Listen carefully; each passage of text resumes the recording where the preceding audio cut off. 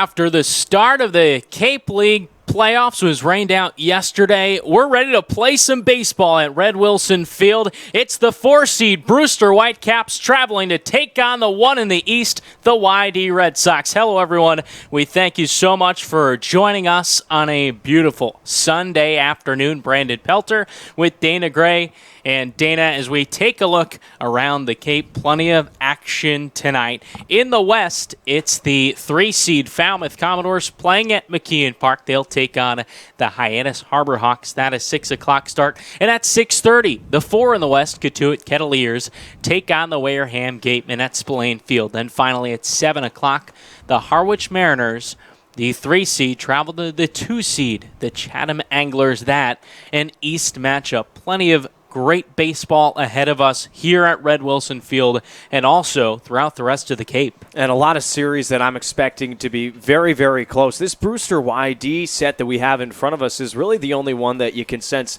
maybe a lot of disparity between the way that the regular seasons went. But the 2-3 with Chatham and Harwich in the East, they're only separated by a few points. They've played some great games this summer. And then over in the West, I mean, it was just so jumbled down the stretch anyways that those 4 teams are quite evenly match, so it's going to be a lot of fun baseball in a very short period of time.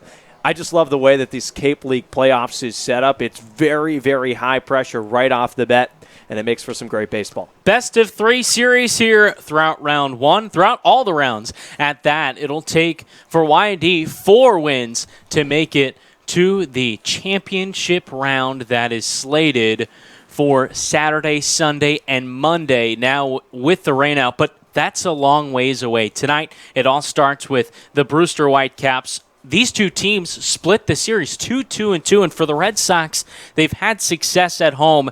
That was really throughout the entire season, but when they traveled to Stony Brook Field, no wins. 0-1-2 this season. Does that scare you at all? A little bit, yeah. It's crazy to think that this is a 4-seed for Brewster that is the only team out of the East that actually came away with a non-losing record against the Red Sox this regular season. YD had a lot of success against the likes of Chatham, Orleans, and Harwich, but when it came to these Whitecaps, they proved very, very pesky. A lot of close games, some ties, and that's why I'm expecting a good long series between these two ball clubs. Should be a great one. It was last year in round 1. We were both here for that one, and YD trailing 5-3 in game 1. A Carlos Cortez 3-run walk-off homer over the center field fence.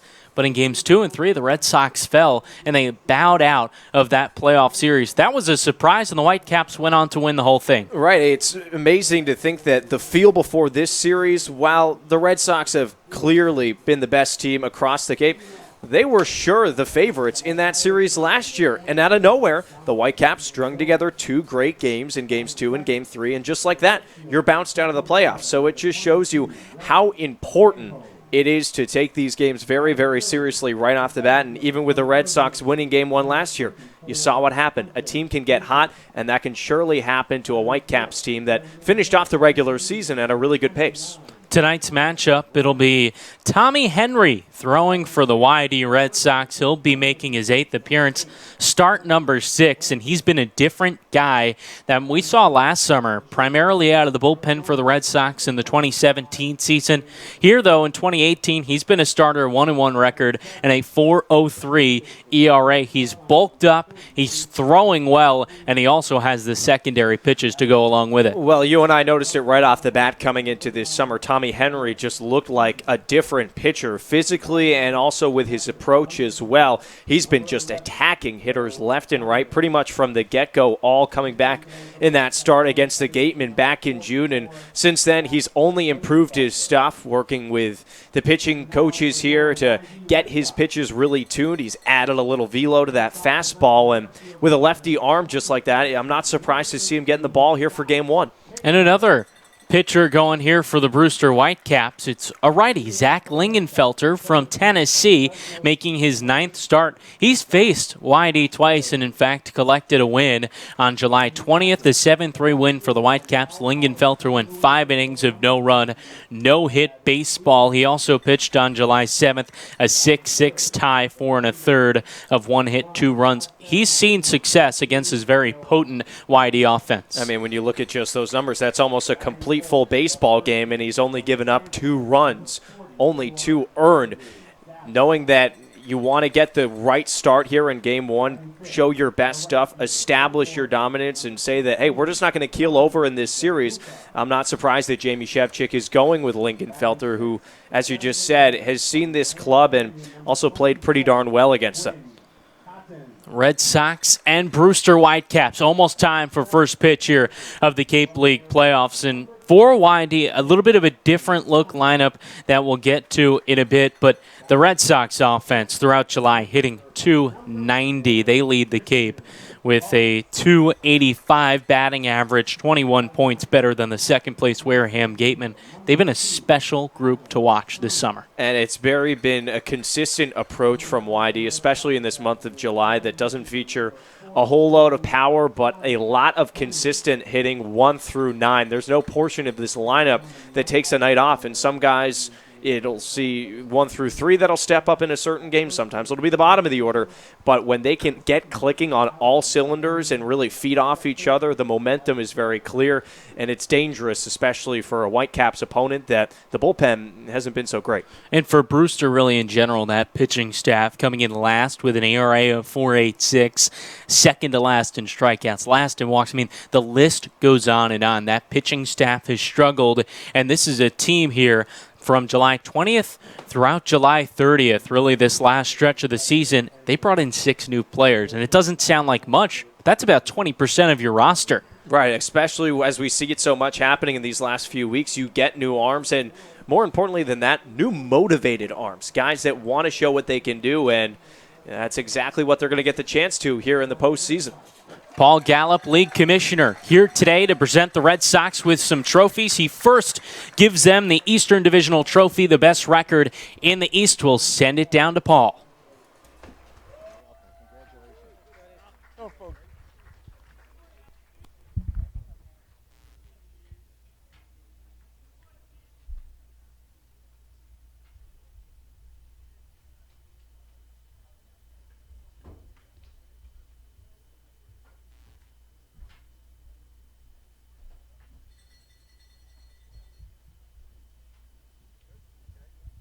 The second award given is the Eastern Division Championship Bowl, and it's the YD Red Sox.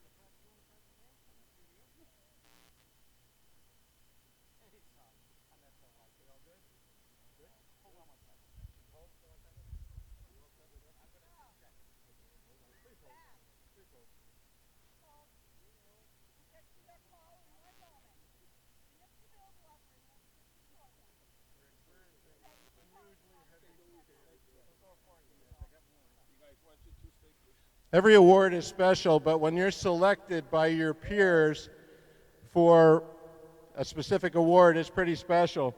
This particular award has been chosen by the general managers around the league, and the winner is Steve Poacher from the YD Red Sox.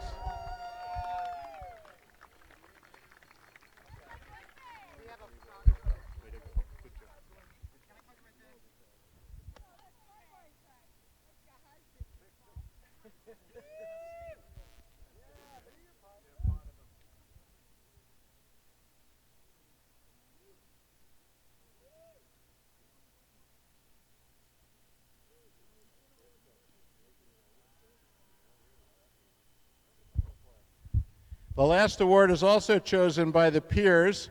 This particular award goes to the Manager of the Year, chosen by the 10 managers around the Cape Cod Baseball League. And this year's winner is Scott Pickler from the YD Red Sox.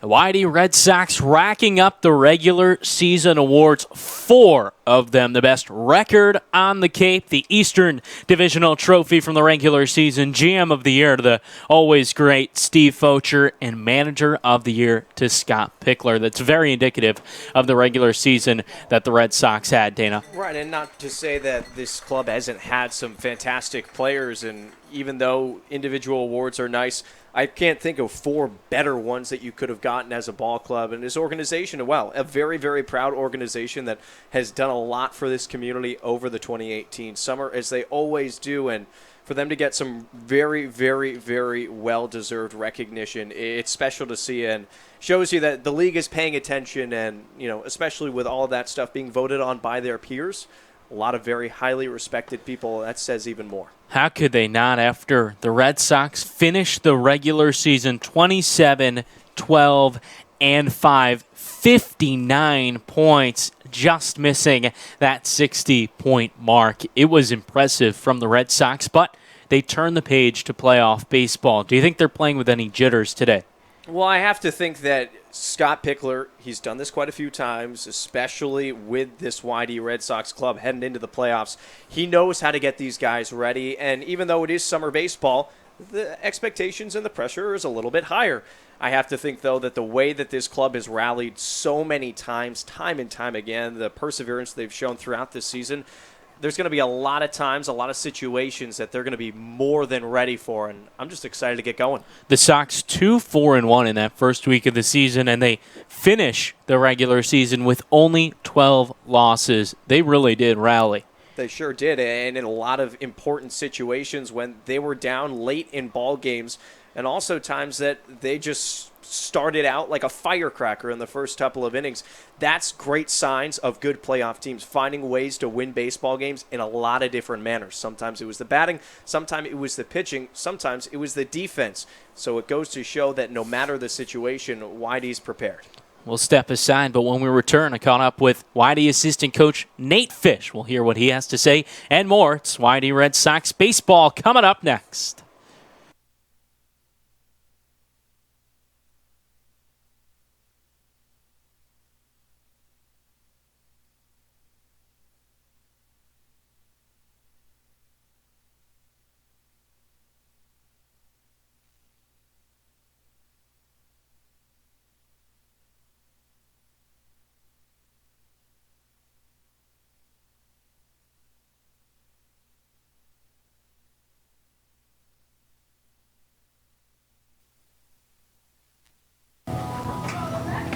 Welcome back to the Red Sox pregame show, now joined by Whitey Red Sox assistant coach Nate Fish. And Fish, you've been a part of this Whitey staff for about 5 years now. What is special about this group?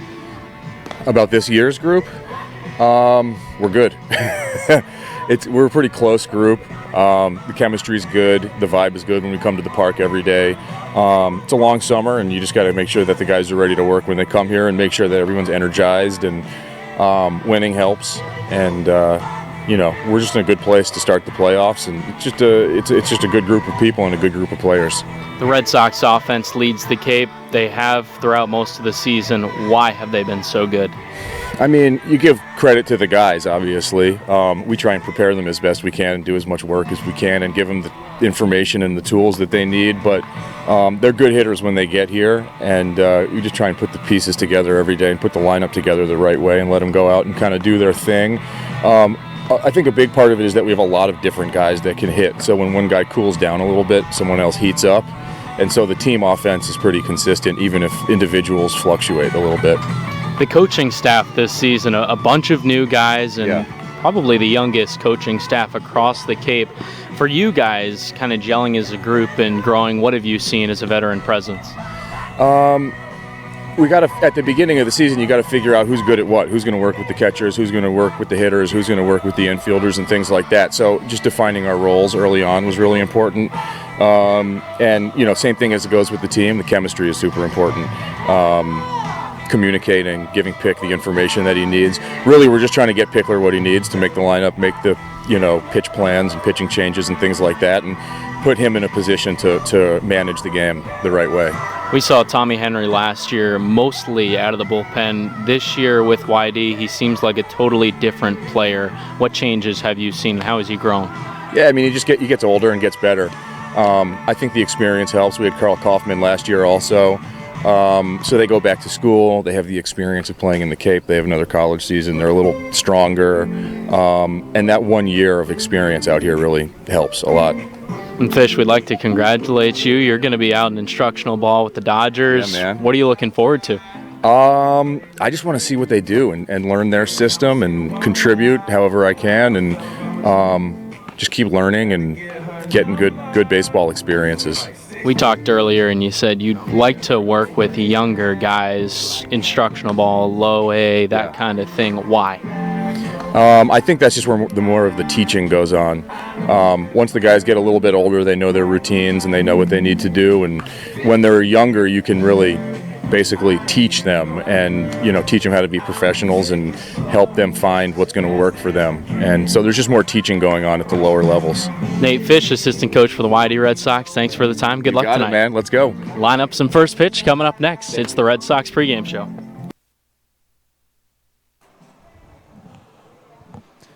First pitch just moments away. The starting lineup for the Brewster Whitecaps at 13, 27, and 4, leading things off. It's the left fielder, Dom Canzone. Batting second in right field, it's Ray Alejo. The center fielder, Hunter Bishop, bats third, and batting fourth is the DH, Connor Gramis. Batting fifth is Jesse Franklin at first base, and the shortstop, Gage Workman, bats sixth. Batting seventh at second base, it's Ike Freeman, and batting eighth is the third baseman, Cam Eden.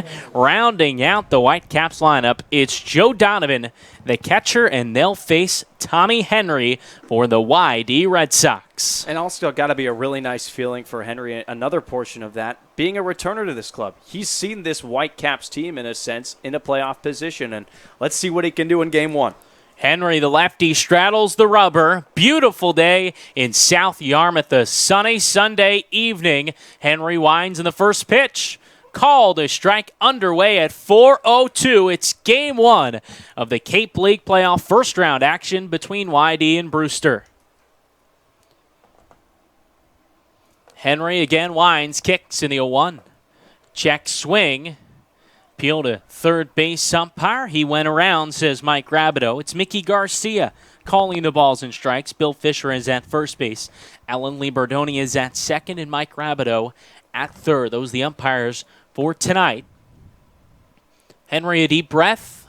0-2.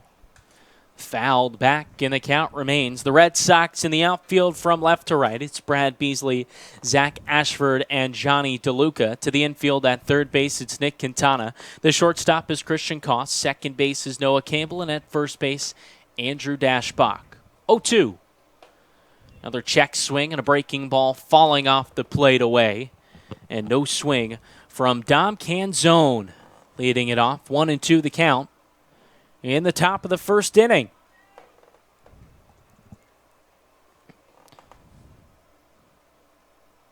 Henry, the lefty from Michigan, winds in the 1-2. Fought off the hands. Canzone hitting .276 with a home run. He's been a steady bat at the top of the Whitecaps lineup. Lefty-lefty matchup. It's 1-2. To begin the day at the ballpark, the pitch in the dirt. It's 2-2. Good battle already put up by Canzone in a lineup that might not be statistically as good as the Red Sox, at least through the first 44 games, but they battle quite a bit and they make the pitchers work. Henry, first base side of the rubber, winds, and the 2-2. Swing and a miss. Caught him swinging for out number 1. Got to be a great feeling for Henry after Canzone wasn't going down easy, challenging him on the inner third with that fastball, and I'm not sure if he swung over it or just couldn't catch up to it, but a good start for Tommy. 6 pitches for just it out. Now Ray Alejo steps into the right side, hitting .262 in the regular season. Well, if that's indicative of the matchup we have ahead of us, it's going to be a lot of fun here today. First pitch. Off speed, misses on the outside corner. Andrew Dashbach well off the line at first, guarding the hole on the right side. Nick Quintana even with the bag. at about 2 steps and a dive off the third base line. The 1-0. Swung on and missed. It's 1-1. Battery mate today with Tommy Henry. Adam Kerner will catch for the Red Sox, and he's been a stud behind the plate, especially as of late. 1-1 from Henry. Misses away. Alejo from University of Central Florida taking on the Michigan Wolverine.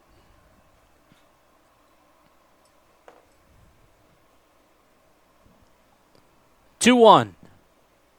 Swung on and chopped to the third baseman Quintana. Grabs it forehand, throws on to first in time for out number 2. That left side of the infield of Koss and Quintana, while it may have struggled through the month of June a bit, getting their feet wet, they have really, really held it down. And although that was more routine for Quintana, he makes them look awfully easy, any bounce, especially inside on the grass. Here's the veteran for the Whitecaps in his second year with Brewster, Hunter Bishop, the 3-man into the left side. Bishop from Arizona State with the open stance. Rests the bat on his shoulder. First pitch called a strike right down Main Street. Henry at Michigan, 15 starts, a 3.09 ERA, and a 7-3 record through 81 and 2/3 innings.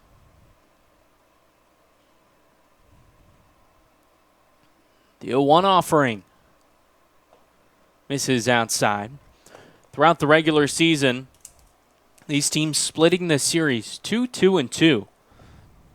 Both ties, games called due to darkness at Stony Brook Field, home of the Whitecaps. 1-1. Swing and lifted on the infield. Left side, Koss, the shortstop, around the second base bag, makes the catch. We're out number 3, and Tommy Henry works a 1-2-3 top of the first. No score. The Red Sox coming to bat for first licks of the day. You're listening to Red Sox Baseball on the Cape Cod Baseball League Network.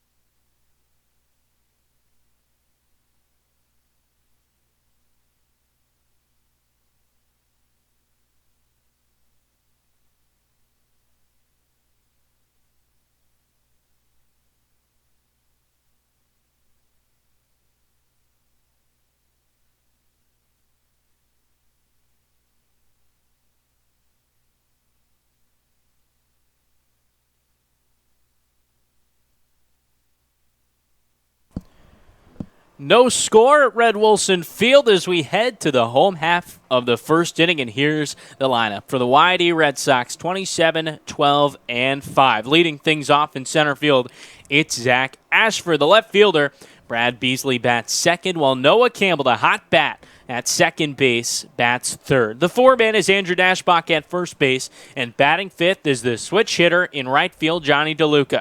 The DH is Quinn Cotton batting sixth, and the 7-man at third base is Nick Quintana. Batting eighth is the shortstop, Christian Koss, and rounding out the Red Sox lineup is Adam Kerner, the catcher, batting ninth. They'll face Zach Lingenfelter for the third time this season. He brings a 2-1 record into this showdown with the Red Sox. And it was interesting leading up the last couple of weeks when we started to mull about what this YD Game 1 lineup was going to look like for the postseason, just because there's so many good bats top to bottom. A lot of guys can play a lot of different positions.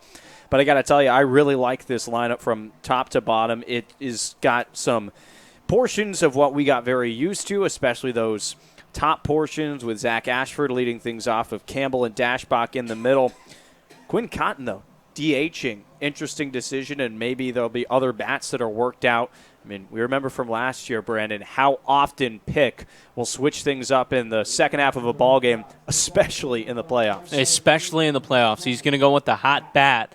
But at any sign of an issue, he's going to the next man up, and the YD Red Sox certainly have a deep lineup, probably the deepest top or among the entire Cape League. It's Zach Lingenfelter pitching for the Brewster Whitecaps. Has been drafted twice, most recently in June, 19th round by the Washington Nationals. The righty from Tennessee on the rubber from the windup on the first base side.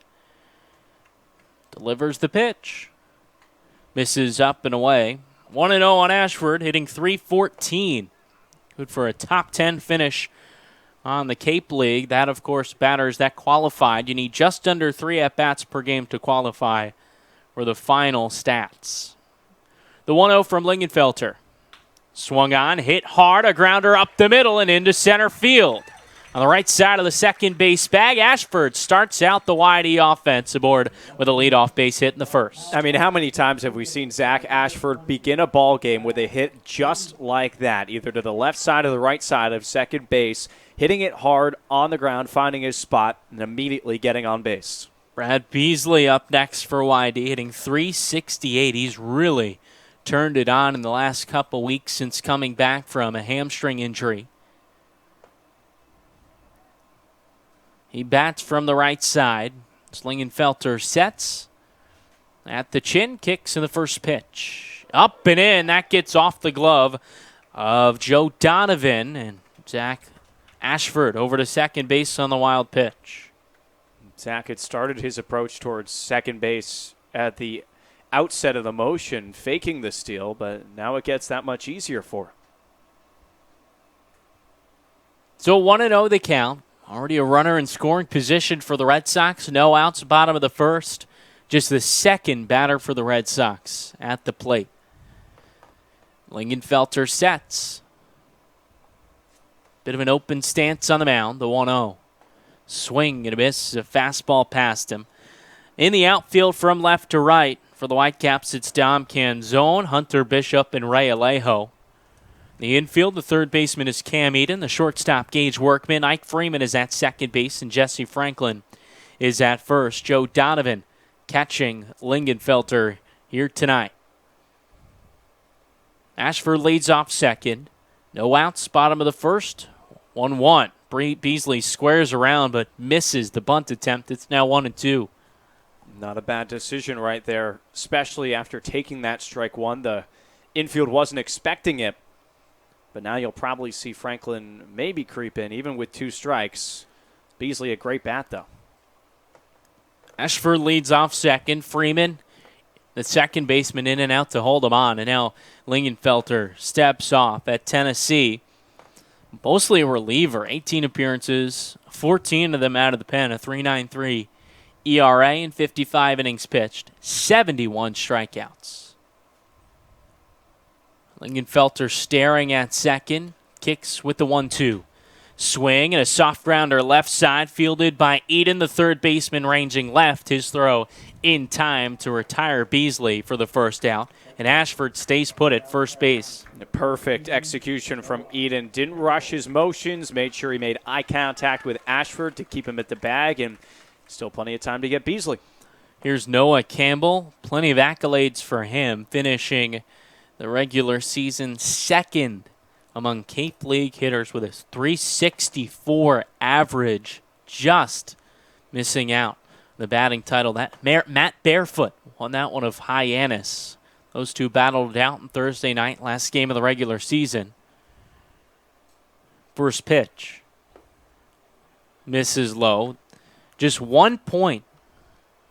1/1000th of a point, I should say, separated Campbell and Barefoot heading into that final matchup. And they faced off on Thursday night in Hyannis. But Noah, an 0-for-4 day. 1-0. Misses away. Barefoot collected a hit, 1-for-3 to just eke out Noah Campbell. It's a 2-0 count on the 3-man Campbell. Ashford is at second base. With an out, bottom of the first, no score between Whitey and Brewster. The 2-0. Swung on and popped up left side of the infield. Workman, the shortstop, fielding the eyes, moving around, makes the catch. Didn't have to go very far for that one. That's out number 2. Noah just getting under that pitch a little bit. He'd done a good job to work himself into a beneficial count at 2-0, but he just couldn't drive it enough. Andrew Dashbach up next for the Red Sox, 2 away.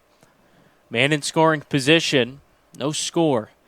In the bottom of the first, Dash, big day, 3 for 5, 2 doubles, 4 RBI to end his regular season.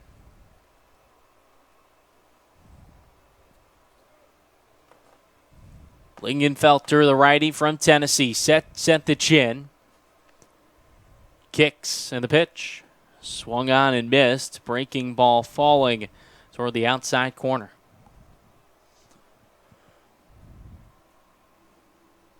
Dash hitting .306 for YD. One of their leading hitters, certainly in the extra base hit department. Finished second in the league with 18 extra base hits, just 2 behind Kyle Stowers of Falmouth. The 0-1 misses away. It's 1-1. It's nice to see Andrew have that big day in the last game of the regular season. Not that he was slumping of any sorts, but the average had fallen below 300 for first time in a while, and he quickly changed that with a good performance against the Harbor Hawks. Ashford led off the YD offense with a single up the middle. He stands at second with 2 away. Lingenfelter kicks in the 1-1. Waved at and missed. It's 1-2 on the Stanford Cardinal, Andrew Dashbach.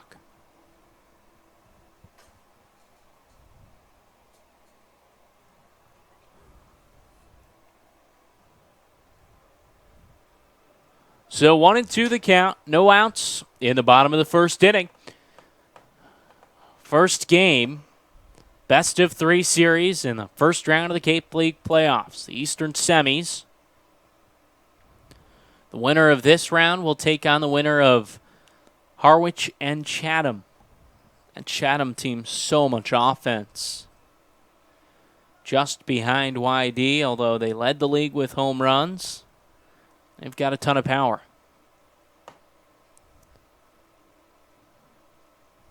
1-2 to Dashbach. Runner goes up and in. No throw to third base. A clean stolen base for Zach Ashford. Heads up.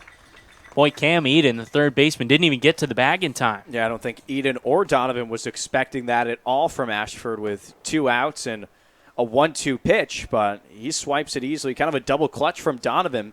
We'll see if Dashbach can make him pay. Count 2-2 with 2 outs, bottom of the first. Ashford stands 90 feet away from home. The pitch in the dirt, 3-2. This is what YD does. Their MO, they work counts. They're an aggressive offense early, but when you don't give them anything to hit, they don't chase. Second in the league in walks. In the regular season, just 2 behind Chatham.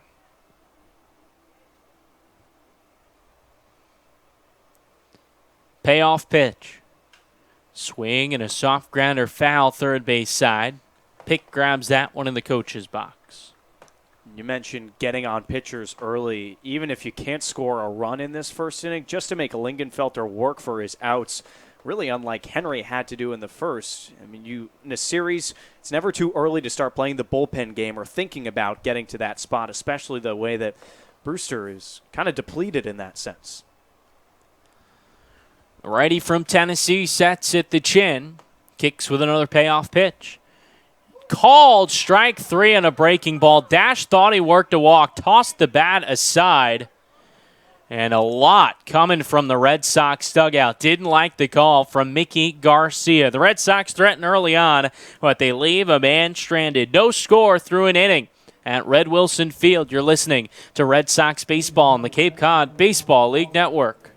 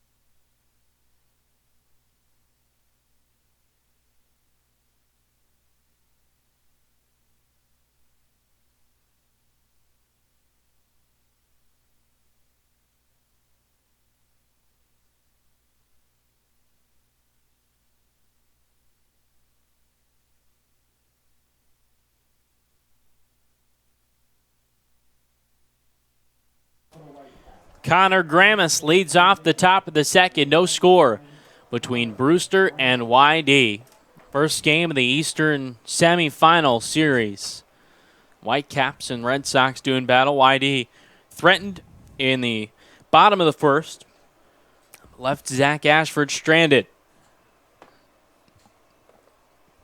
Tommy Henry worked a 1-2-3 first. He winds in the first pitch. Called a strike on the outer third. Red Sox bench not happy with Mickey Garcia to end the first inning.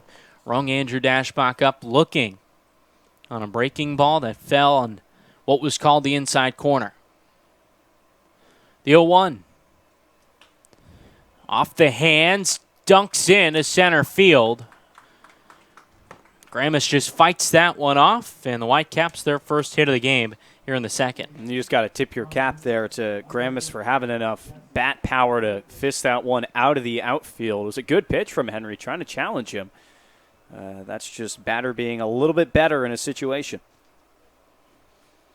Mickey Garcia, been umpiring since 2006. Actually, umpired some Babe Ruth League games while Eddie Pereira, the Red Sox team president, was coaching in 2008. Those two talking before the game. They have a good friendship as Jesse Franklin steps up in the first pitch, lined back up the middle into center field. First two base runners aboard for the Whitecaps. Runners on first and second in the second inning. And Franklin just sitting fastball from Henry right off the bat. It's exactly what he got, knew what he wanted to do with it, put it right back up the middle. Good response from the Brewster bats here after they went pretty quietly in the first. It's now Gage Workman, the Arizona State product, hitting 163 to step in to the right side. Andrew Dashbach standing on the grass. Nick Quintana even with the bag at third. So the corners will come up with runners on first and second. No outs top of the third. No score between Brewster and YD. Henry, the lefty, sets. Now steps towards second, but no throw.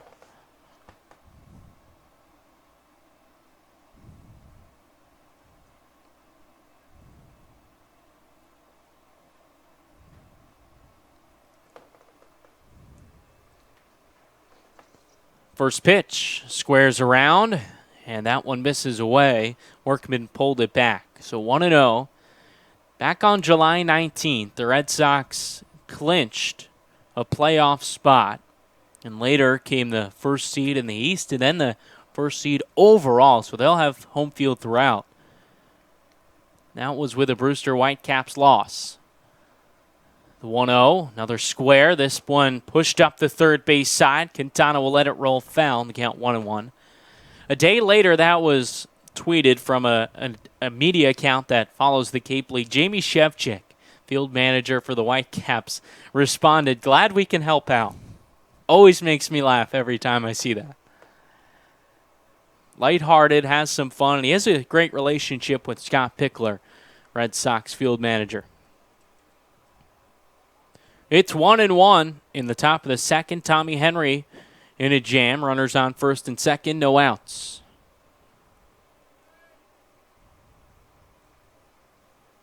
Henry deals. Breaking ball stays upstairs. Workman did not square around.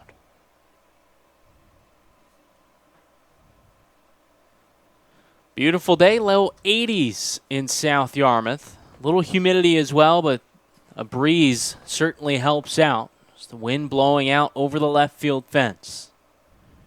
Henry sets, kicks in the 2-1.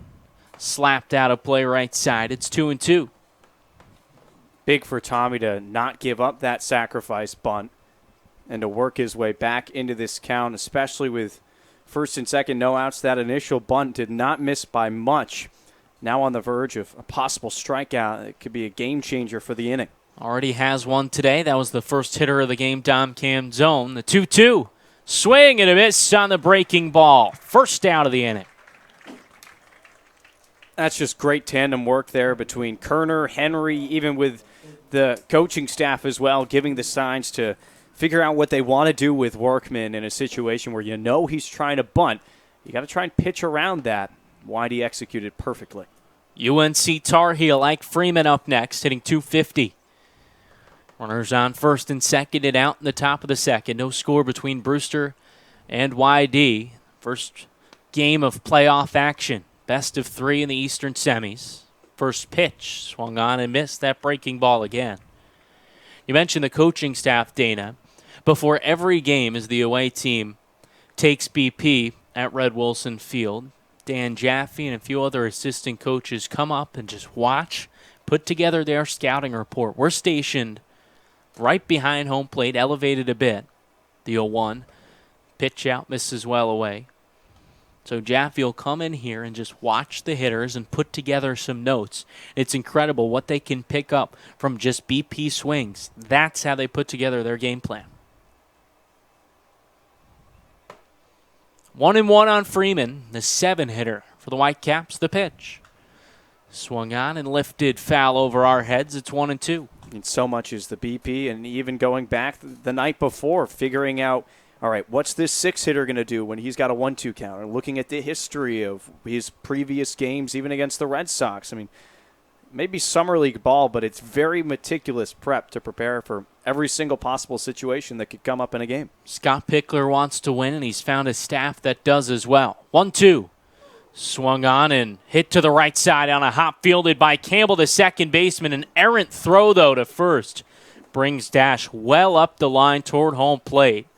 We'll see if that's a hit or an error for Ike Freeman. Regardless, the bases are loaded with Justin out in the second. It was a great job from Noah to even just keep that in the infield, because if it trickles out, it's surely going to be a run scored coming around with Gramis. They are going to rule it an error against Campbell, and I think that makes sense because he even could have had a play at second, it looked like. Decided to go to first and slipped out. Ball was hit on a hop to Campbell's left. Fielded it cleanly, spun, and had the errant throw. So now the base is juiced, justed out for the 8-man Cam Eden, hitting .254. First pitch. Clips the outside corner of fastball. Henry working from the stretch with the bases juiced.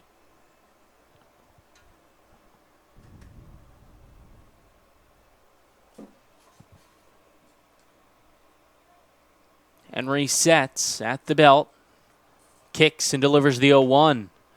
Misses a few inches off the plate. Eden at the UCLA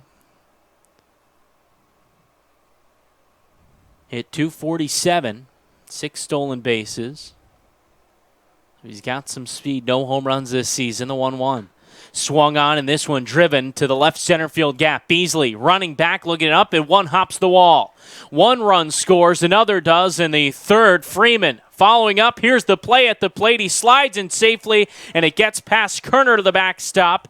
Eden over to third base. A 3 RBI double, and Eden advances on the error. 3-0, Brewster the lead. Eden just got a pitch that he could hit, and as you were just saying, he's done some damage against these YD Red Sox in the regular season, and he already puts his mark on this East Semis series with a big hit. Beasley got on his horse quickly, but just no chance to make a catch, and not the best relay back in either.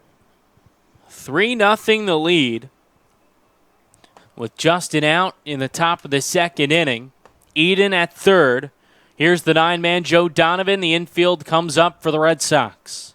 First pitch. Check swing. Called the ball. No appeal.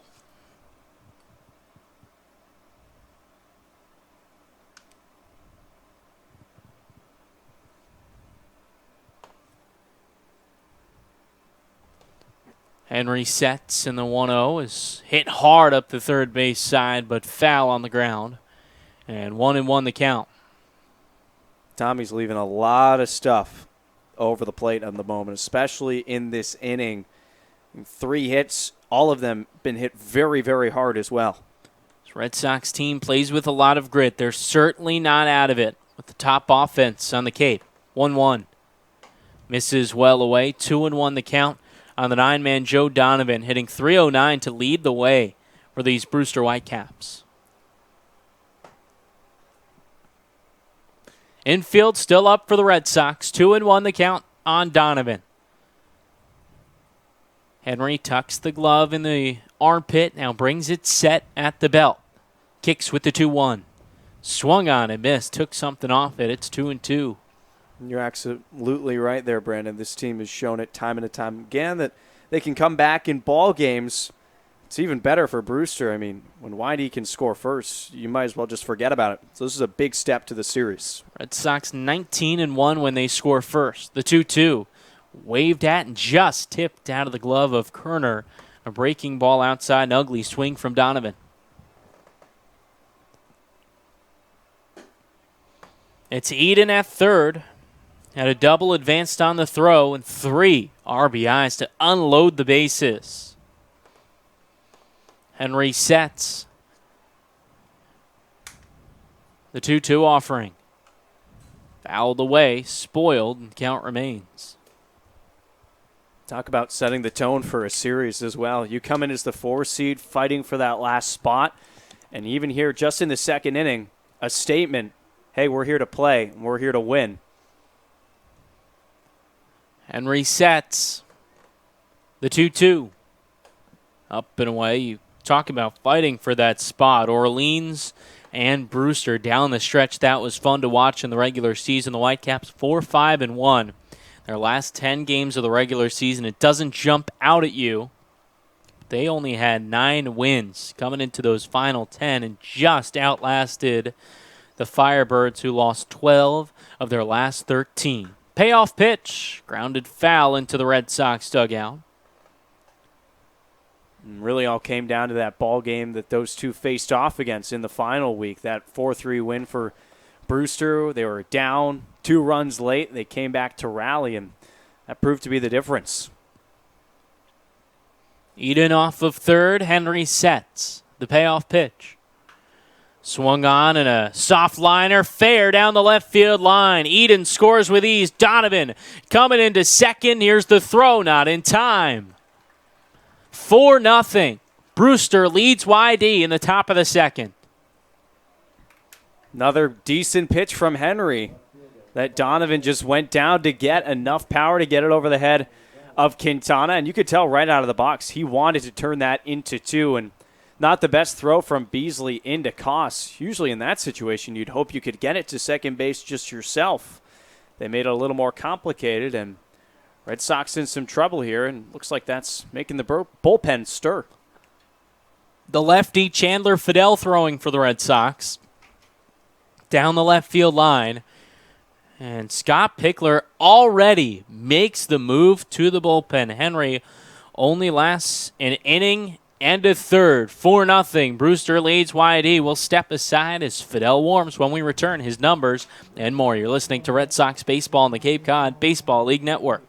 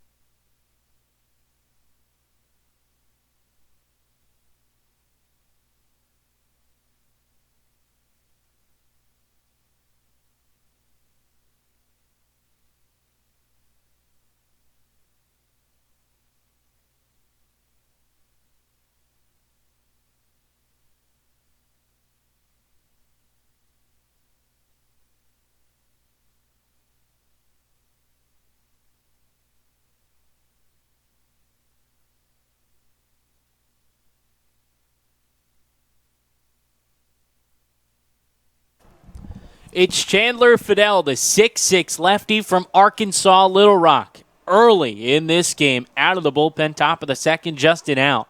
Fidel making appearance number 14 for YD. And he's been very, very solid. An ERA at 3 through 18 innings pitched. 2 victories as well. We've seen him bridge some long gaps from starters towards the tail end of the bullpen. He's going to have to do that again here today. Runner on second. Already 4 runs across for the Whitecaps. It's Dom Canzone. First pitch. Breaking ball called a strike at the knees. Canzone struck out swinging to start out the ball game.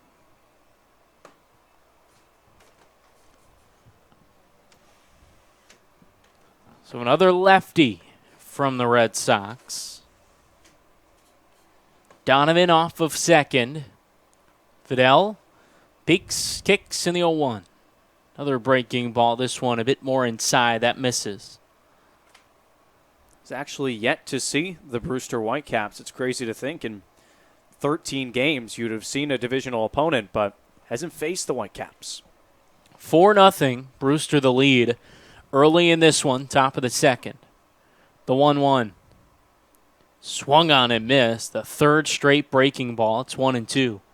That's just what Chandler Fidel does. It's that hanging curve. And then he'll spray in that fastball a bit here and there. Fidel holds the glove hand at his back shoulder. Now brings it set. Middle of the rubber, the 1-2. Breaking ball in tight. This one clips a piece of Dom Canzone, and he's going to be called back. Either it hit the bat or he didn't move out of the way. He didn't move. It's 2-2. Mickey Garcia didn't think he made any effort to get out of the way or, in fact, really leaned into that one. So it's called a ball, but no free pass. And a big chance for Fidel now. New life. He's got this guy on the ropes, and I can't blame the Brewster coaching staff. They don't love the call. Rarely see that. Ryan Smith, the third base coach, with some words from the coach's box for Mickey Garcia. Fidel sets. Now kicks with the 2-2. Fouled away the fastball this time.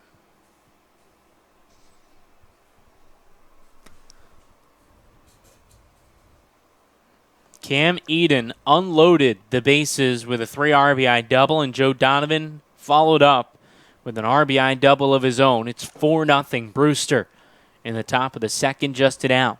Donovan's at second.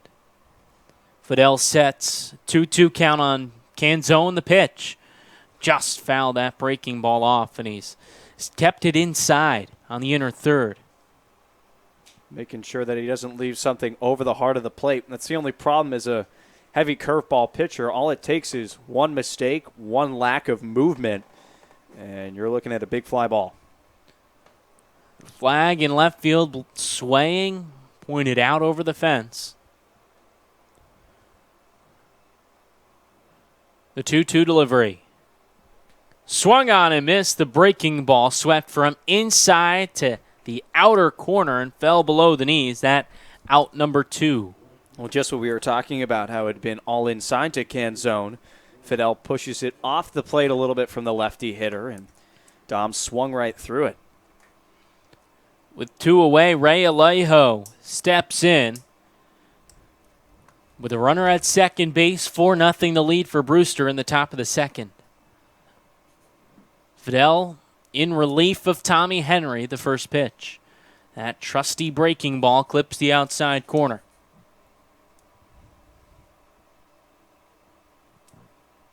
Red Sox offense has quite a task ahead of them. Need 4 runs, more if they want to win it.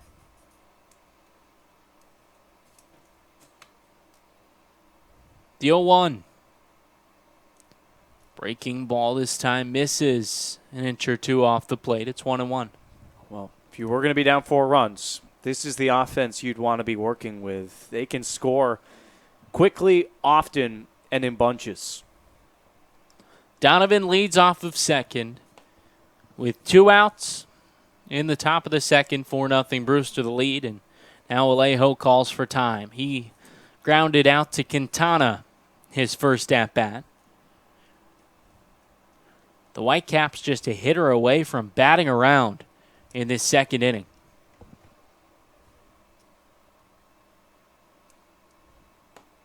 Fidel stares at second, now delivers the 1-1.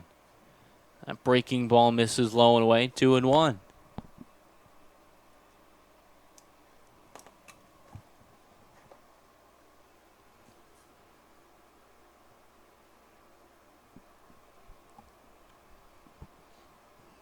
The Whitecap offense came into the day with the second to last batting average as the 2-1 is hit on the ground and off the foot of Quintana at third, bounces toward the second base bag.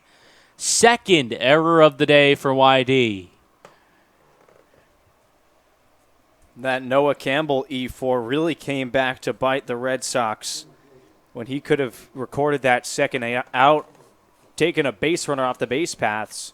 Next batter up, damage. You hope that doesn't happen again here with one of the best hitters up down this Brewster lineup. That Hunter Bishop steps in, runners on the corners, 2 outs in the top of the second, already 4 runs across. And as I was saying, this Whitecaps offense not very sturdy, hitting .238, second worst on the Cape. Last in runs, middle of the pack in homers. Bishop, the lefty, with the first pitch. Breaking ball drops in for a strike on the inner third.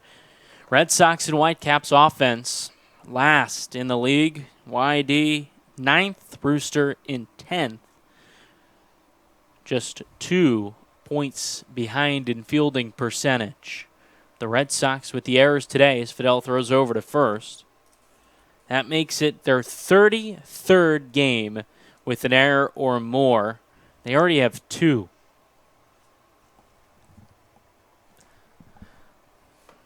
The poor defense hasn't hurt YD much. Best record on the Cape as another throw goes over. But Alejo back in time. Here in the playoffs, everything magnified. The Whitecaps have taken advantage. Scored 4 runs, 3 earned. After Freeman reached on the E4. The 0-1. Breaking ball misses in. It always just seems like those little things in the playoffs, as you just said, they just matter more. And all throughout the season we talked about this YD defense. They got to figure it out before we get to the postseason. And look here in the second. 1-1. Swing and a miss. It's 2-1 on Hunter Bishop, the 3-man for the Whitecaps. The 9th man they've sent to the plate this inning. Donovan at third. Alejo at first. He reached on the E5. Tied for first with 9 stolen bases on the team. He goes. They've got him picked off. Dash pump fakes. They've got Alejo between first and second, but they're watching Donovan. As the throw goes back to first, they caught him. Fidel covering the bag, just applied the tag to perfection to retire the Whitecaps here in the second, but not before they've collected 4 runs on 4 hits, and they lead it 4-0 over the Red Sox through an inning and a half. You're listening to YD Baseball on the Cape Cod Baseball League Network.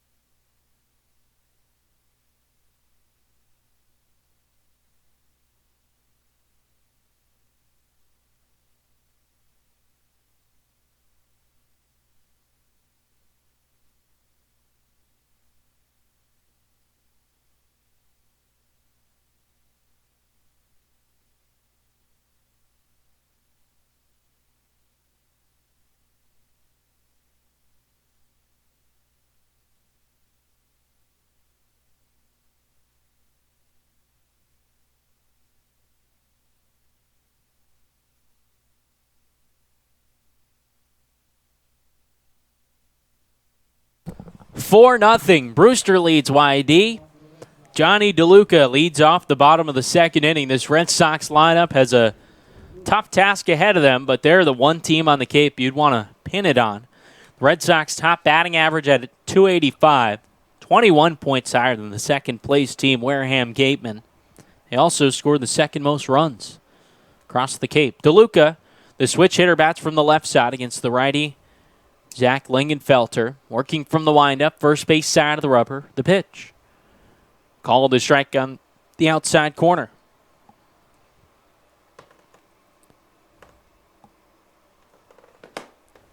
Not often that the Red Sox are in this deep a hole. The 0-1. Off the end of the bat, fouled to the screen behind the plate. It's 0-2. And already 2 errors. You wonder if the nerves of the playoffs are getting to the Red Sox here early. 0-2 the count on DeLuca. Finished the regular season hitting .296. Lingenfelter, the volunteer, winds, and the 0-2. Foul right side, hit hard by DeLuca. Red Sox have done it time and time again this year, though. As you mentioned, Brandon, it's tough to remember a hole as big as this early on in the ball game. Lingenfelter, the 0-2. Upstairs, 1-2 the count.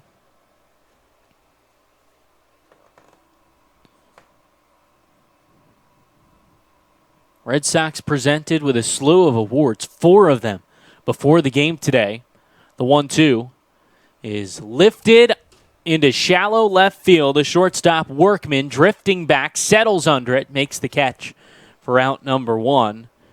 Those awards included the best record in all of the Cape League, the regular season Eastern Divisional Trophy with the best record, GM of the Year, Steve Focher, and the Manager of the Year. But now the Red Sox have to get things going with 1 away in the bottom of the second.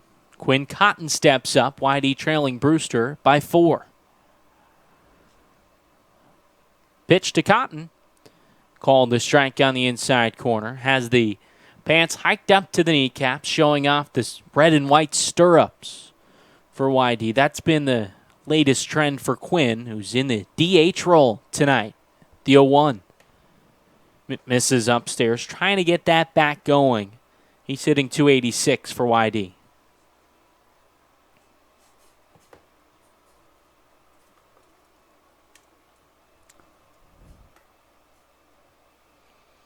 (1-1) to Cotton. Up and in. 2-1 the count. In his last 10 games, Quinn 6 for 30, hitting just .200 and only 3 RBI.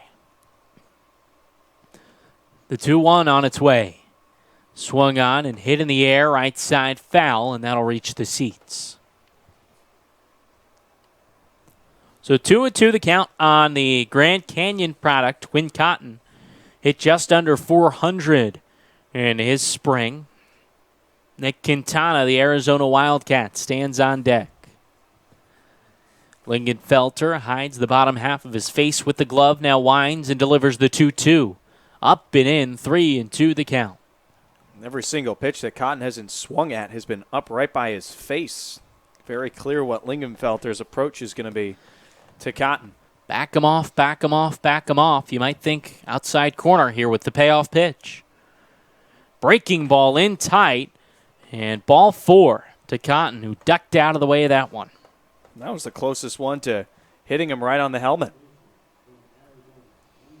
So the first walk of the outing for Zach Lingenfelter, who's seen plenty of success against the Red Sox, a no decision in their first outing, in which he pitched 4 1/3 of 1 hit, 2-run ball, and collected a win in his next outing against YD on July 20th. 5 innings of no-run, no-hit baseball, 3 walks and 3 strikeouts. He'll work from the stretch. Cotton off of first base, and Nick Quintana up for YD and out in the second. Kicks in the pitch. Swung on and missed.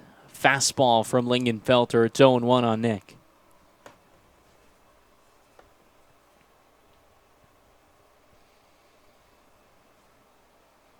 Quintana with a hot month of July. Hit .311 with all 5 home runs. The 0-1. Breaking ball stays up.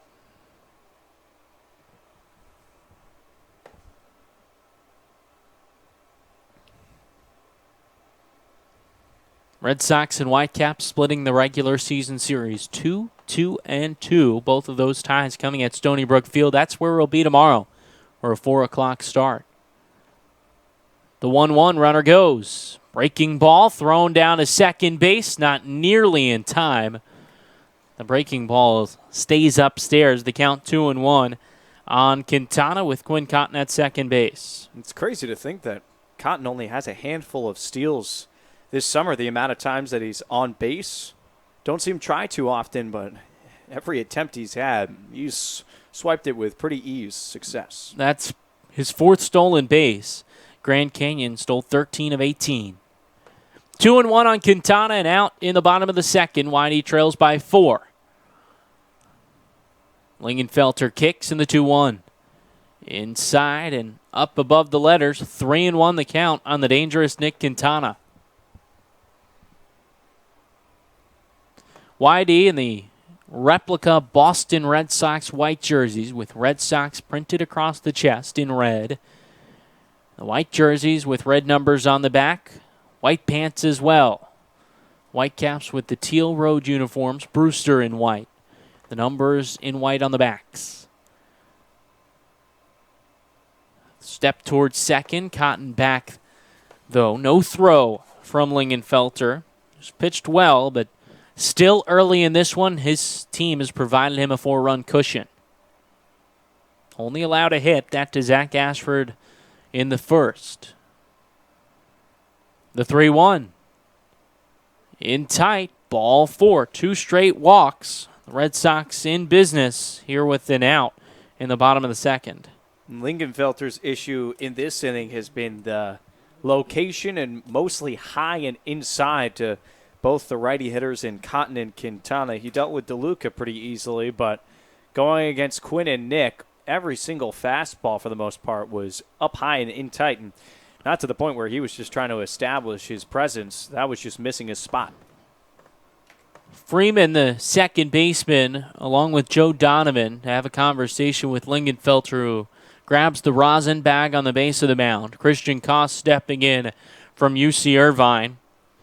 Koss, an all-star reserve, hitting .263 for the Red Sox. Does have a home run. Runners on first and second, just out in the second inning. Whitey trails by 4. Trying to claw their way back into this one. The Tennessee Volunteer righty sets at the chin, peeks at second, now kicks and delivers. Swung on and hit in the air to shallow right field on the line. Franklin, the first baseman, ranges back and makes the catch for out number 2. An unproductive out from Christian Koss. Especially after Lingenfelter just walked the previous 2 batters. You go up there swinging at the first pitch, and maybe you just assume that Zach is trying to just at least get a strike in the count. You could sit on something. Christian just couldn't turn on it. Adam Kerner is up next, the 9-man, hitting .233. Runners at first and second.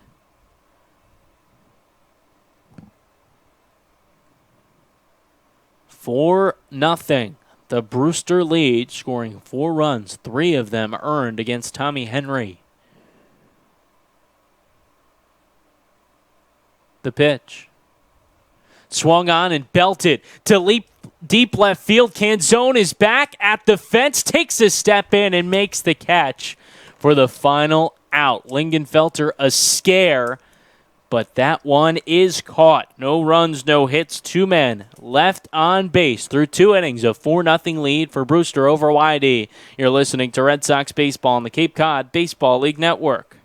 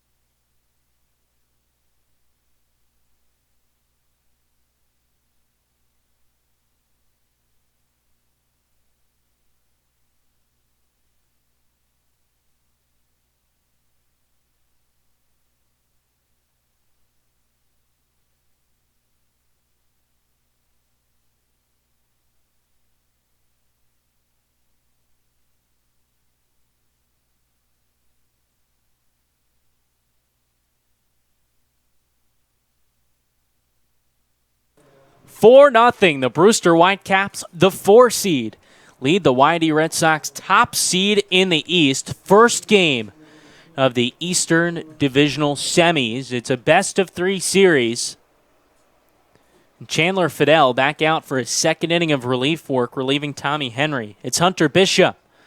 First pitch, clips the outside corner. He was at the plate with runners on the corners, 2 outs in the second when Ray Alejo was picked off of first base to end the inning.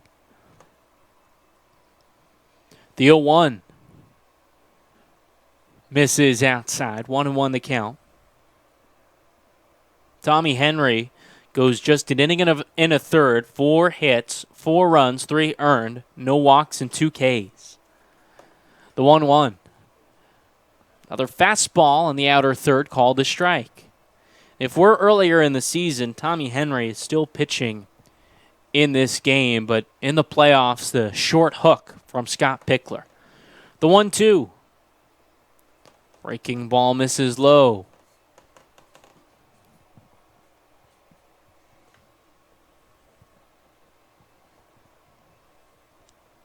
Two and 2 the count on Bishop. Here's the pitch. Another breaking ball falls below the knees on the outer third. It's a full count, 3-2 to lead off the top of the third inning. To the Arizona State product, Hunter Bishop. Payoff pitch. Swing and a miss. That breaking ball again sent Bishop down to a knee, smacks the barrel of the bat on the dirt. And that's out number 1 in the third. Well, when you get a power hitter like Bishop, it seems like every at-bat he's trying to crank it over the fence, and it's kind of the approach he had in that at-bat, and didn't get any wood on that curveball. Came up looking pretty foolish. Connor Gramus up next. Single to center field to lead off the second inning. Came around to score. As the first pitch misses up and away. On a Cam Eden bases clearing double. 3 RBI. The 1-0. Swung on and missed. It's 1-1. That breaking ball has been sharp for Chandler Fidel in relief. Well, it's necessary. It's either just that or the fastball from him. The 1-1. In tight, 2-1. 4-0. Whitecaps lead the Red Sox. First game of the 3-game set in the Cape Cod Baseball League playoffs, first round. The 2-1. Breaking ball sweeps in to catch that outside corner. It's 2-2. Especially the first time around, usually hitters struggle mightily against Fidel. It's once you start getting to that second rotation, when they've seen it, the damage happens. 2-2. Swung off the end of the bat to right center field. Zach Ashford ranges over to his left to make the catch for out number 2. But that's what they need from Chandler. They need him to eat up some innings here. Basically be your de facto starter for this ball game. Early on in the season, early on in the playoffs, never want to have to use your bullpen too much if you can get away with it. So Chandler can bridge a good, decent gap here.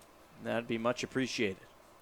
Jesse Franklin is up next with 2 away, top of the third. 4-run lead for the Whitecaps. Fidel winds in the first pitch. Fastball misses low.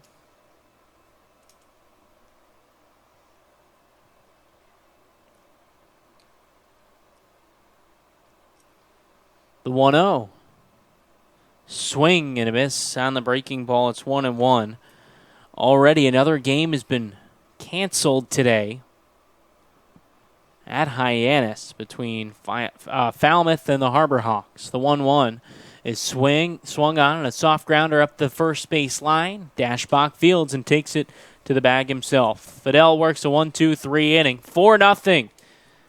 Brewster leads YD through 2.5. You're listening to Red Sox baseball on the Cape Cod Baseball League Network.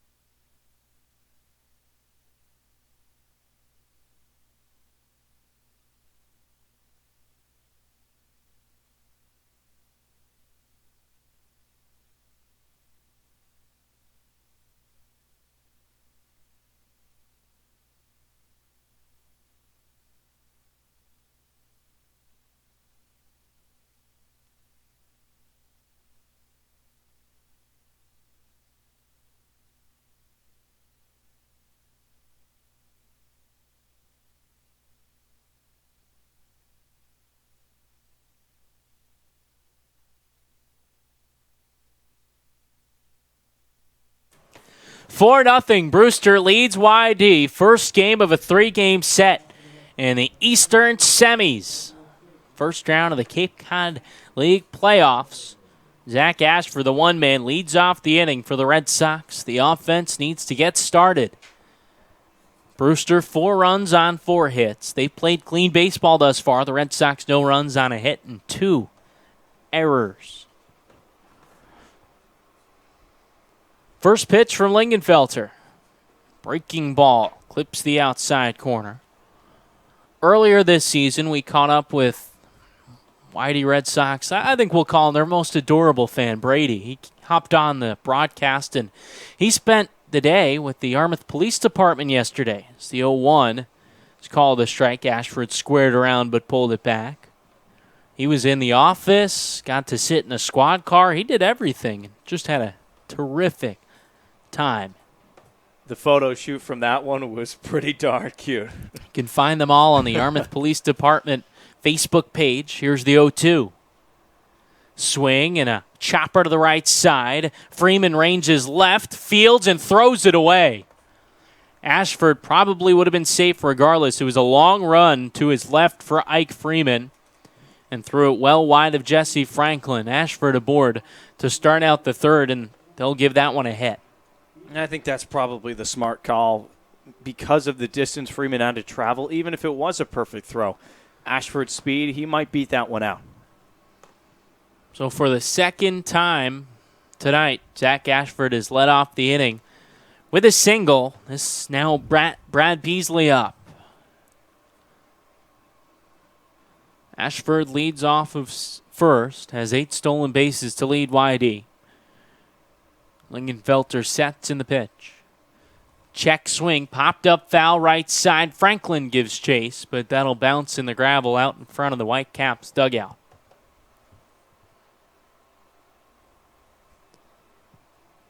Oh, 0-1 on Beasley. And how about the arm from Mickey Garcia, the home plate umpire, rifling that a new ball into play?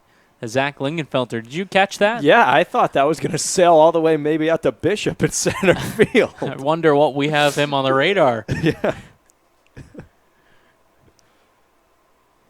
Lingenfelter sets at the chin, now throws over. Ashford back on his feet. So Brady joined us a couple weeks ago on the broadcast. Dana, while you were talking to him and you did an interview with him as well, is he the best team mascot you could have or what? By far, and he's good luck as well. The 0-1 misses low and away. Red Sox have something like 13 wins when he's in attendance and a handful of losses. I think it's 13-2, and then one time, I mean, you'll take that winning percentage for sure. Ashford off of first, no outs, bottom of the third, 4-0 Brewster the lead. The 1-1. Upstairs, runner goes, the throw down not in time. Freeman faked as if the ball had gotten past him, but Ashford stayed put.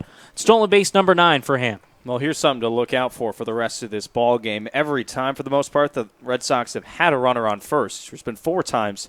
3 times they've all tried to steal. Ashford now with his second, especially with that slow delivery from Lingenfelter, taking advantage of it. 2-1 count on Beasley.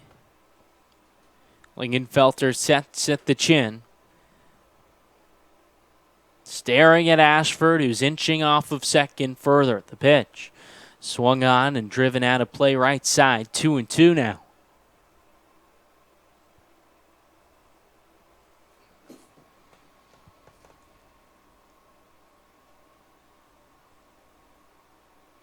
Brad Beasley from Cal Poly San Luis Obispo, a teammate with Alex McKenna. Played with the Red Sox last season, was drafted in the 5th round. The 2-2. Called strike 3. A breaking ball falls right down Main Street. Beasley goes down looking, second strikeout of the outing for Zach Lingenfelter. And especially after Ashford had already taken that second base bag, you're just trying to get it in play. See if you can advance him over to third, just get this first run, but Beasley was just confused on that final offering. Noah Campbell is up next. He popped out to the shortstop Workman.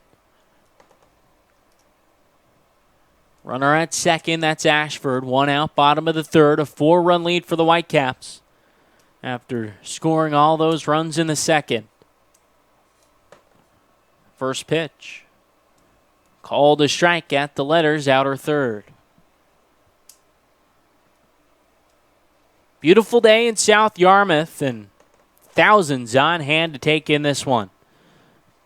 Filling the third and first base lines and into the outfield as well. Plenty stationed in center field for a unique view. Lingenfelter kicks in the 0-1. Misses upstairs. Have you ever been out in center field to take in parts of a game? Just at Chatham, actually. In Veterans Field, I went, I believe it was last summer. And it is a really cool view that you get to see because most of the time there is just that single press box behind home plate. And it does make a nice view. You can see the balls and strikes really well. It's a good spot. Same here at Red Wilson, right by the fence. 1-1 the count. Lingenfelter sets with a runner at second. One out the pitch. Swing and a grounder up the first base side foul. I got to do it when Fox Sports was here, and we had the day off. Took a walk around the field. Girlfriend was in town that game, so we got to really check things out, something that we don't often get to do.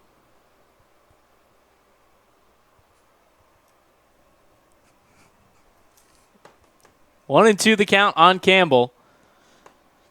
Hitting .364 to lead Whitey through the regular season. Justed out in the third. Lingenfelter taking his time, now kicks in the pitch. Fought off, out of play left side. Very expansive confines in a sense here at Red Wilson. Although it is probably the smallest ballpark dimension-wise, it opens up so much. The foul territory is so expansive and a lot of good places to watch a ball game where you see other ballparks across the Cape a little more tight squeezed in. You see, coming to the ballpark early here, even yesterday with the game rained out, got in and checked things out about 9 in the morning. Chairs lined up everywhere. People holding their spots. The 1-2. Swing and a high chopper to the second baseman Freeman, who sits back on it, fires to first. In time, Ashford advances to third, but now 2 away.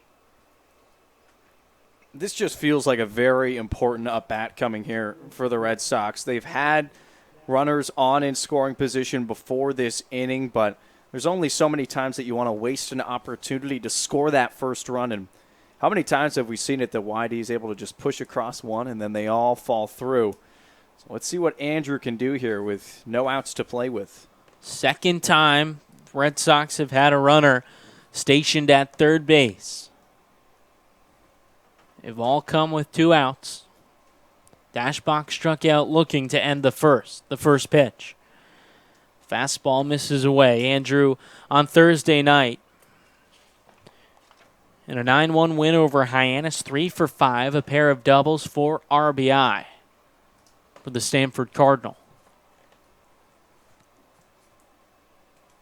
1-0. This is low. It's 2-0.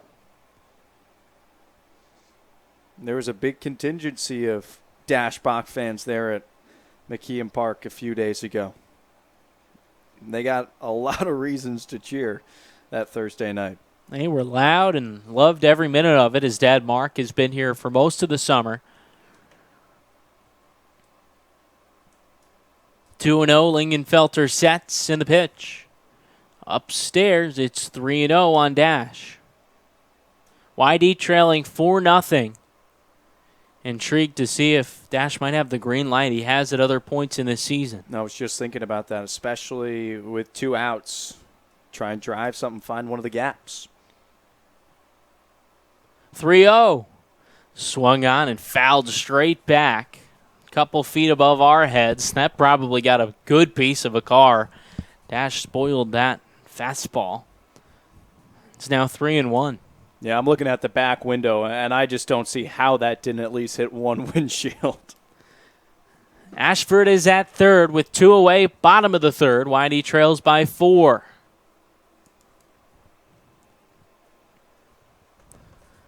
Lingenfelter, the righty from Tennessee, sets at the chin. He kicks, and the 3-1 delivery is swung on and driven out to left center field. Canzone over. He makes the catch, and the long run in the left center field alley to retire the inning. No runs on a hit. One man is left on base through 3 innings. It's 4-0. Brewster leads YD.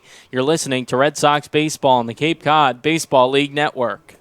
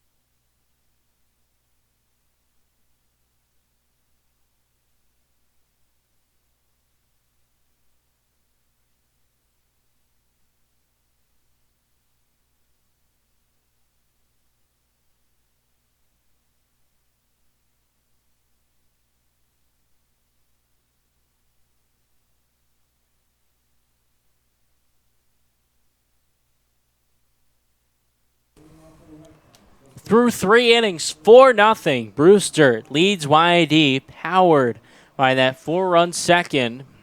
The Whitecaps able to chase Tommy Henry early, but it's Chandler Fidel in his 3rd inning of relief work. He'll face Gage Workman to start out the inning. Fidel has looked good. Picked up 2 strikeouts. He's retired 3 straight. First pitch. Breaking ball sweeps across the plate, misses low in the inner corner.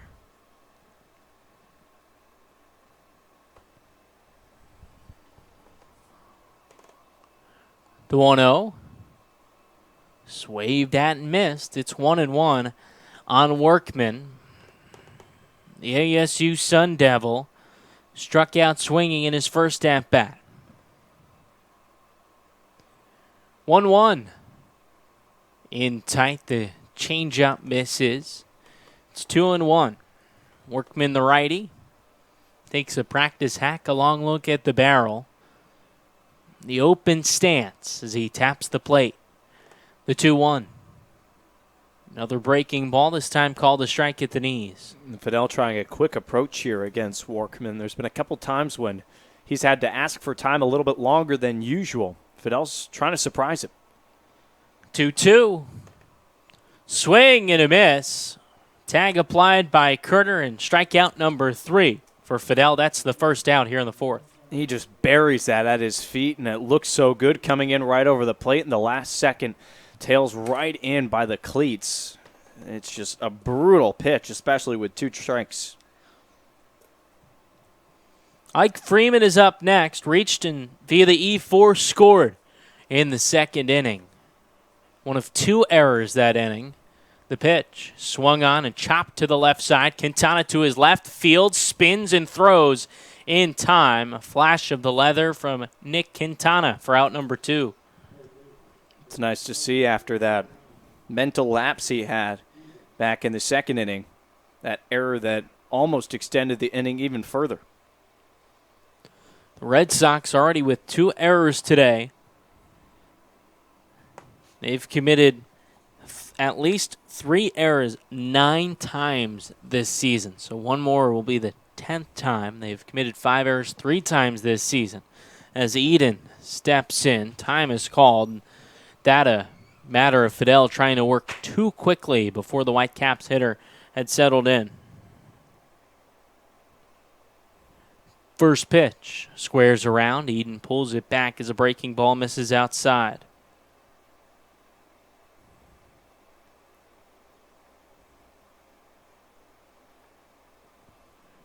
1-0 the count on Eden. 2 away, top of the fourth. The pitch. Squares and bunts it up the third base side. Quintana charging, bare hands, fires.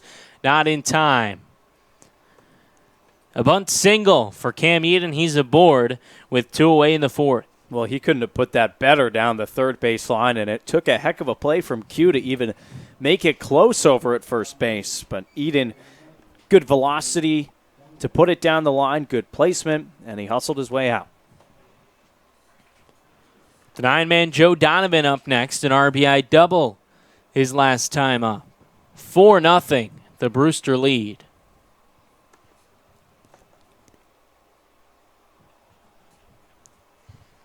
Fidel, the lefty, stands on the third base side of the rubber, sets at the belt, and the pitch. Called a strike, fastball at the knees on the outer third. 2 outs, top of the fourth. Eden, the bunt single, he stands at first. Throw over, he's back safely.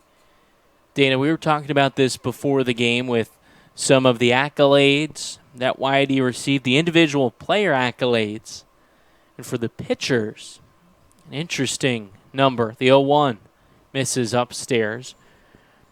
It takes 35 2/3 innings pitched to qualify for those final stats of the regular season. Out of 290 pitchers on the Cape this season, only 4 reached that number.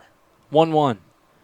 Breaking ball misses low. It seems like something's got to change. I mean, when you think about starts on the Cape, even the good ones, you're going 5 or 6 innings. So quick math, that means you need 7 really good starts, which you just frankly very rarely see in a pitching staff due to a lot of different factors. The 2-1 is lifted down the right field line. DeLuca giving chase. He'll get there and just makes the catch inside of the line. For the Whitecaps, no runs on a hit. 1 man is left on base. 3.5 innings have finished. 4-0. Brewster leads YD. You're listening to Red Sox Baseball on the Cape Cod Baseball League Network.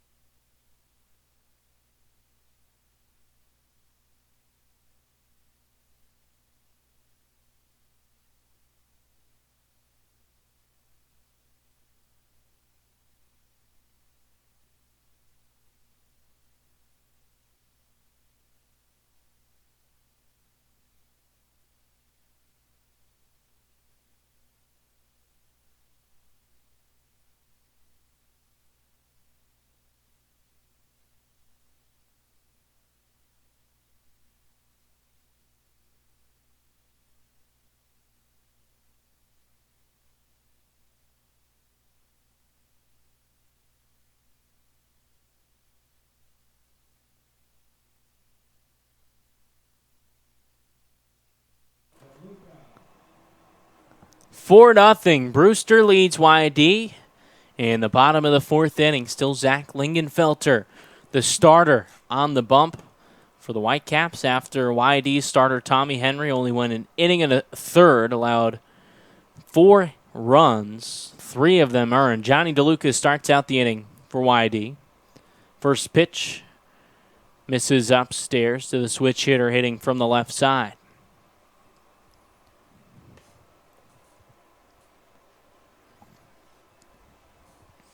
1-0 the count. Lingenfelter lines in the pitch. In tight. So far, Zach through 3 innings pitched. He's only allowed 2 hits, no runs, 2 walks, and 2 Ks. The 2-0. Clips the outside corner of fastball. Dana, before the game today, was eyeing one of those donut burgers. Didn't pull the trigger, but I know a couple other members of the media team did. Here's the 2-1. Swung on and driven in the air out of play left side. Do you think you will try one before you head home? I just think the inner vegetarian in me makes it very, very difficult to pull trigger on one of those. But wouldn't that be... Maybe a bite. I know, 2 summers down the hatchet. I mean, you'd have to think that just at least try a bite of one of them. 2-2 misses up and away. I mean, you've had a lot of burgers in your life, correct? Right? Wow. I just meant you're a meat eater, correct? I don't even know what to say. That came off completely wrong, Brandon. Payoff pitch to DeLuca. Breaking ball misses away. Ball 4. The Red Sox again a leadoff man on base to start an inning. What I was trying to come through with is that I myself have never had a hamburger. You, therefore, have had more than me, so would have a better understanding on where the donut burger ranks in the worldwide burger rankings, if that's even a thing, is it? You're not wrong. I've had a lot of burgers. So here you are making me feel bad. It's pretty darn good. It's a novelty. You have to try it, and it's not one of those things that's just so over the top, but it's actually kind of works. Runner goes. First pitch to Cotton misses. Throw down, not nearly in time. The Red Sox with their 4th stolen base of the game. We're only in the bottom of the 4th. I think they read the scouting report on Joe Donovan because his arm has not been anything to write home about so far, and I'm surprised he even tried to throw down. With the jump that DeLuca had, there was going to be no chance. Pitch called, the ball missed upstairs to Cotton. So 1-0. No outs, bottom of the 4th, the 4-run lead. Lingenfelter sets. Kicks with the 1-0. Swing and a miss. It's 1-1.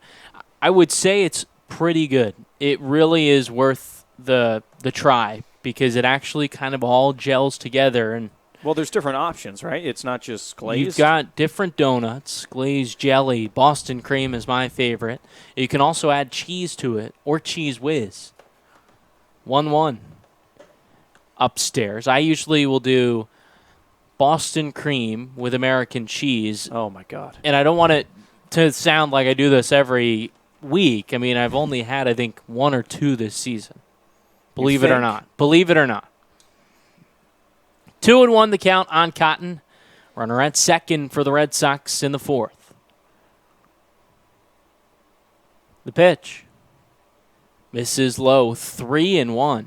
I mean, I shouldn't be talking. Spending good month of my summer here at Red Wilson Field. I feel like the soft pretzels have taken quite a hit in the quantity number stock-wise. So I can relate on getting that urge, especially during a ball game, but I'm just glad they don't have the nutritional facts up there. It's very respectable that you don't have to deal with that shame walking up. You're always between the soft pretzels and the popcorn. And the popcorn. I've been going through the same thing all afternoon. I don't know what to do.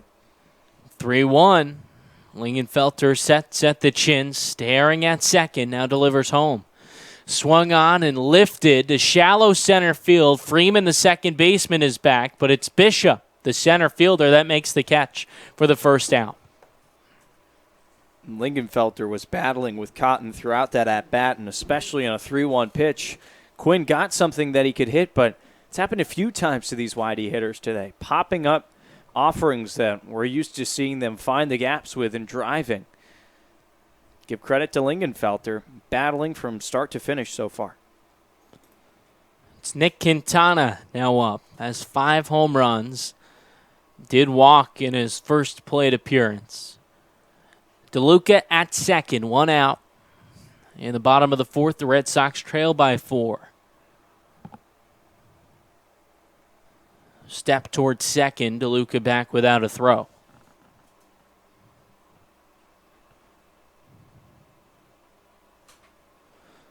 Flag swaying over the left field fence. Pointed outward. Throw over to second. Back easily. Freeman gloved it and again faked like the ball got past him. But DeLuca didn't go anywhere.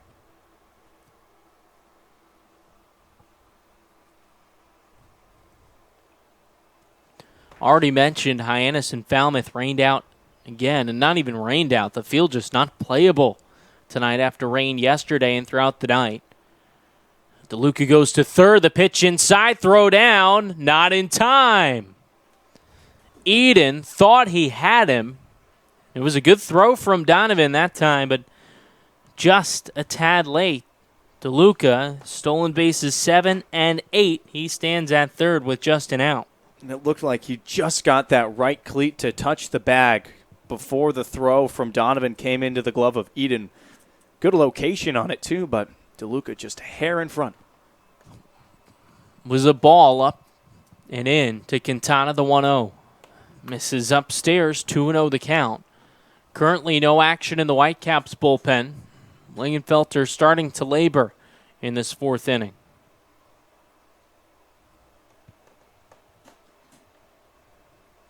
He's at 60 pitches, so plenty of room to work with. It's 2-0 on Quintana. Runner at third, the pitch.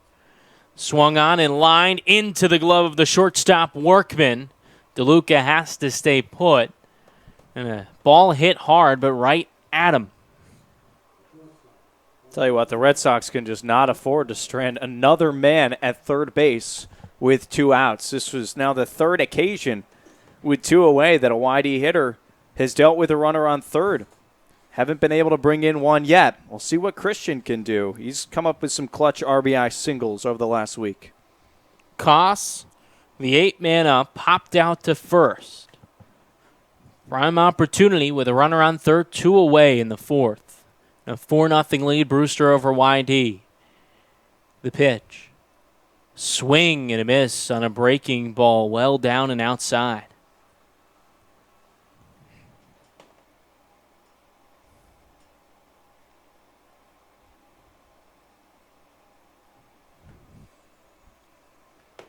Red Sox just 2 hits thus far, also 2 errors. The 0-1. Bunted up the third base side, but foul. Koss trying to catch the Whitecaps defense sleeping. He's in a hole now, 0-2. He's frustrated with himself. He thought he got a good pitch to Bunton. Sure looked like he had a chance. But especially with so much space down the third base line, Eden playing back with DeLuca over there. Oh, that was a golden opportunity. Lingenfelter toes the first base side of the rubber. Peers in, shakes no. Now a deep breath and sets at the chin. It's 0-2 on Koss with 2 outs, runner on third. The pitch. Spoiled out of play right side. 4-0 lead. Bottom of the fourth. Brewster beating YD. Never know what you're going to get come playoff time. The Whitecaps just eking in 13-27-4. Just enough for a spot over the Orleans Firebirds. The 0-2 misses low, 1-2 on Koss. I mean, it's crazy to think that if this result holds, Red Sox drop game 1 here, you got to go on the road to a ballpark you have not fared too well this season. They lose that game, campaign's over for all of 2018. Red Sox 0-2 at Stony Brook Field this season. Some wacky and wild finishes. The 1-2. Swing and line foul third base side. Scott Pickler had to bow out of the way. The one that comes to mind was in early July. On July 7th. Ended in a 6-6 tie at Stony Brook, but in the top of the 9th inning, YD loaded the bases, took the lead when Reese Albert was hit by a pitch. Still with about 15 minutes of sunlight, the umpires called the game, citing that YD would continue to score and the Whitecaps couldn't hit. 1-2. Swung on and driven in the air out to deep left field. Canzone ranging back, little leap, and he makes the catch. a few feet shy of that left field fence. Christian Koss comes up empty, and the Red Sox again strand a lead-off base runner. No runs, no hits. One man is left on base. It's 4-0. Brewster leads YD. You're listening to Red Sox baseball on the Cape Cod Baseball League Network.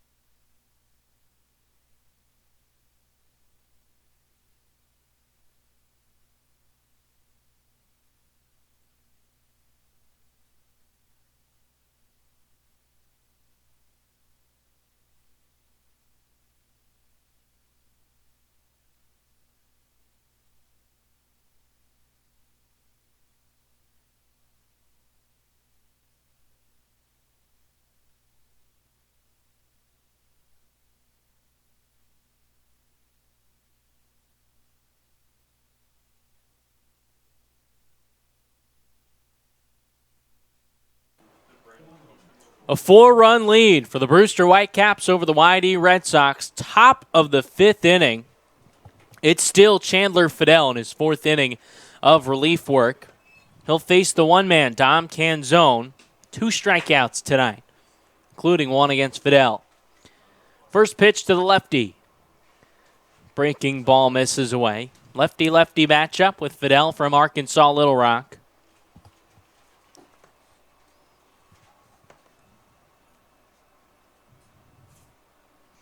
Canzone, the Ohio State Buckeye. The 1-0. Swing and a soft grounder, foul right side. 1-1 the count. Beautiful day in South Yarmouth. Just past 5:30. The early start, so we can get in all 9 innings. You have to play a complete game in the playoffs. 1-1. Breaking ball. Low gets through the wickets of Kerner behind the plate. It's 2-1.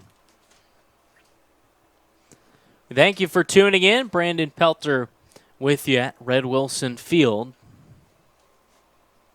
Red Sox find themselves in a 4-run hole. The 2-1. Swing, and this one driven to deep right field. DeLuca is back, looking up, and one hops the wall. Canzone around first. He's into second, a stand-up double to lead off the 5th inning for the Whitecaps.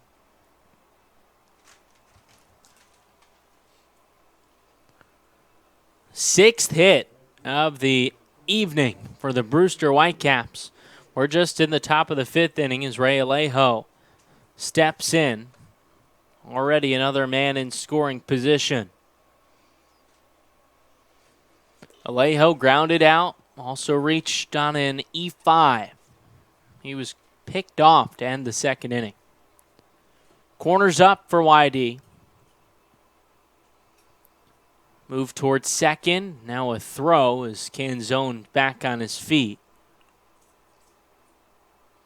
Didn't get any indication of a bunt from Alejo. He's got speed.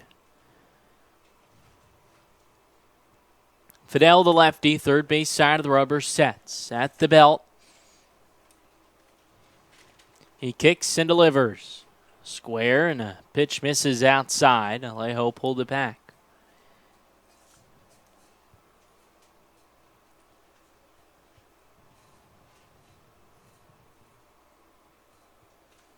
These teams split the regular season series 2-2-2. But the Red Sox, both wins coming at home. 1-0.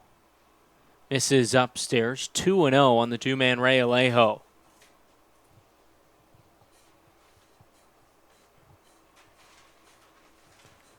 Red Sox came into this first postseason series, the top record on all of the Cape. Expectations certainly are high, with one of the best rosters on the Cape as well. 2-0. Misses away. You have to think that pressure is getting to YD, and they've also had an extra day to think about it, being rained out yesterday. In fact, every playoff game, all four of them rained out. As a righty begins to warm, that's Gordon Ingebrigtsen. The pitch misses away after Alejo squared. He works a 4-pitch walk. Now runners on first and second to lead off the fifth. First walk of the outing for Chandler Fidel. Ingebrigtsen from Pasadena Community College. It's the sidearm hurler, bringing an almost full submarine angle.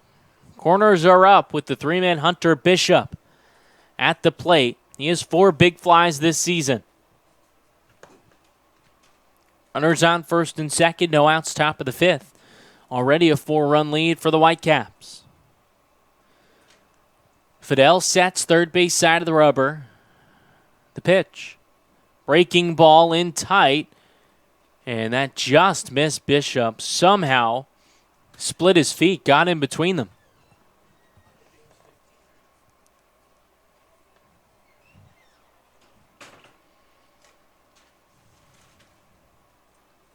It's Canzone at second. Started the inning with a double. Alejo at first, he walked. Now time called by Bishop. 0 for 9 in his last 4. And so far today, 0 for 2. A pop-out and a strikeout swinging. He's got the open stance left side, lefty-lefty matchup. The 1-0. Swing and a miss on a breaking ball. He wanted to send that ball to Jupiter. Came up empty.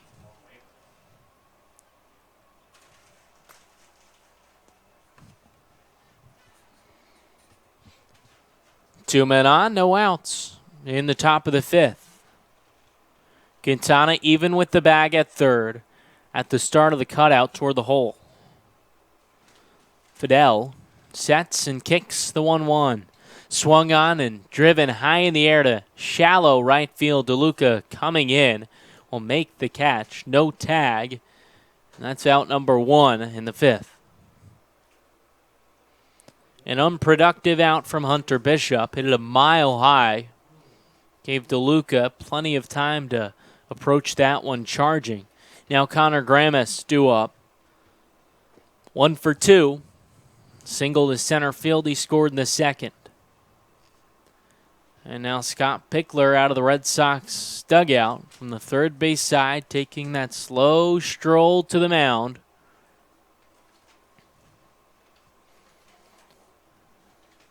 The Red Sox mound a deep orange. Plenty of turfus on top of that, a product that'll help dry things out, absorb some water. And now Pick makes the call to the bullpen. It'll be the righty, Gordon Ingebrigtsen, coming on during the top of the fifth inning. Justin out, 2 men aboard. We'll step aside as Ingebrigtsen warms. You're listening to Red Sox Baseball on the Cape Cod Baseball League Network.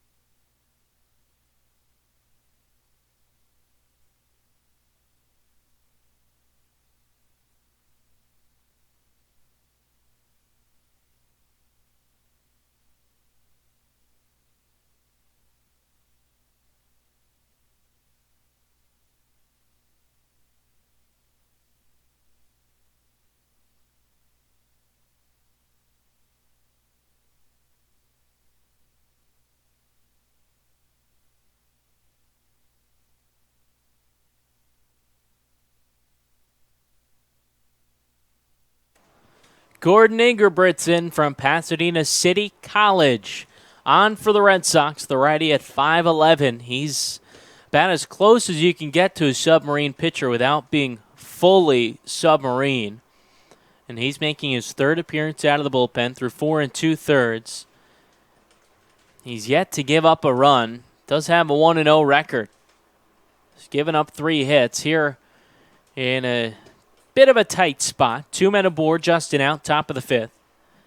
And the 4-man Connor Gramis at the plate. Ingebrigtsen the righty toes the first base side of the rubber. He'll work from the stretch.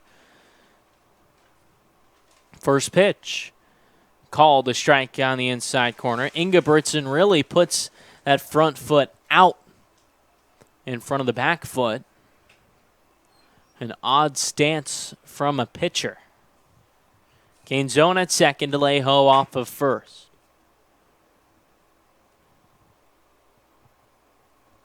0-1. Swing and a grounder right back to Ingebrigtsen. Fires to second for 1, on to first. Not in time. Took Koss an extra moment to get to the bag at second because that ball was hit so hard. And then the return throw to first was in the dirt, picked by Dashbach, but Gramis beat it out. So Gramis aboard via the fielder's choice. And now runners on the corners, 2 away. Big spot for Jesse Franklin, already a 4-run lead for the Whitecaps.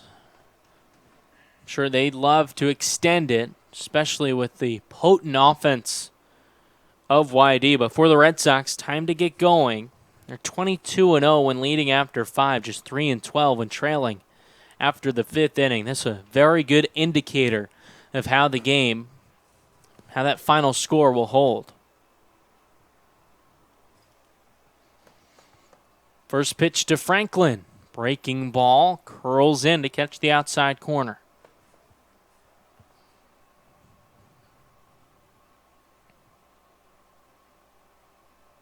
Ingebrigtsen looks at first. The righty now sets at the belt. Kicks in the 0-1. Misses away 1-1 with 2 outs in the top of the 5th inning. The Whitecaps already a 4-0 lead over top-seeded YD. Wind blowing out over the left field fence. 1-1. Misses away. It's 2-1.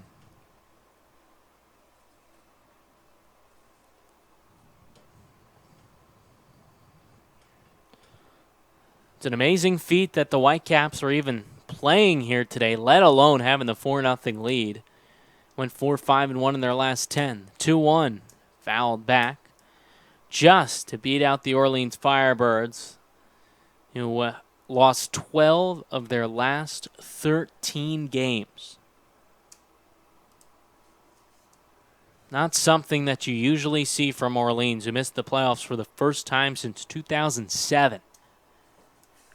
Canzone off of third. Gramis at first. 2 away, top of the 5th. It's Jesse Franklin, the lefty. He calls for time. No action in the Red Sox bullpen. A righty standing in the Whitecaps bullpen. Third to first. Nothing doing. Looks all the more funky from the sidearm slinger. Taking that step toward third. 2-2 the count on Franklin.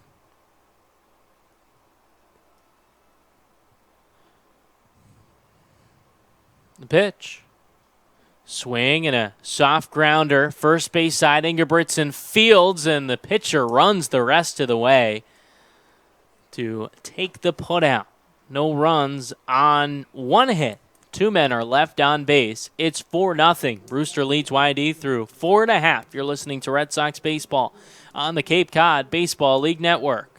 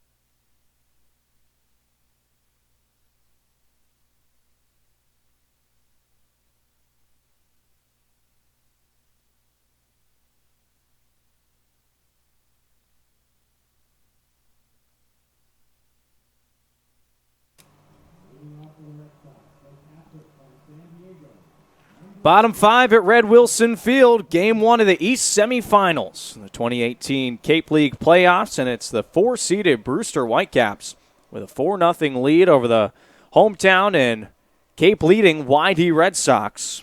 Adam Kerner, Zach Ashford, Brad Beasley due up here in the fifth to face Lingenfelter, who's been flat out dealing. No runs, 2 hits, just a couple of strikeouts, hasn't needed them.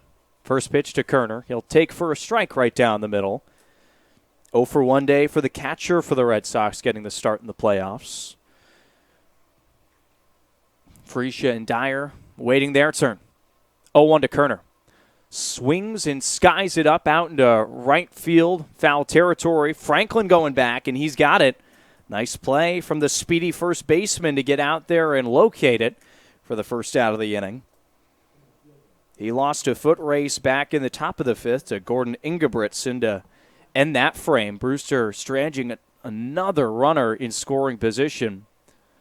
And speaking of runners stranded in scoring position, here's Zach Ashford. He's been left at third twice today. Also 2 for 2 with a couple of base knocks.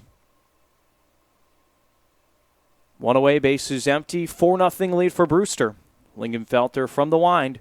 First pitch to Ashford. He'll take ball 1 low in the dirt. Second time these two teams are meeting up in 2 years in the first round of the playoffs. Whitecaps took the series in 3 games last year. Decisive game 3 at Red Wilson. 1-0 to Ashford. That's a strike on the other third. Another fastball from Zach to even the count up at 1-1. Whitey, an 8-5 win to start things off in game 1. Heroics. 6-1 victory for the Whitecaps back at home in game 2. Then extra innings win in game 3.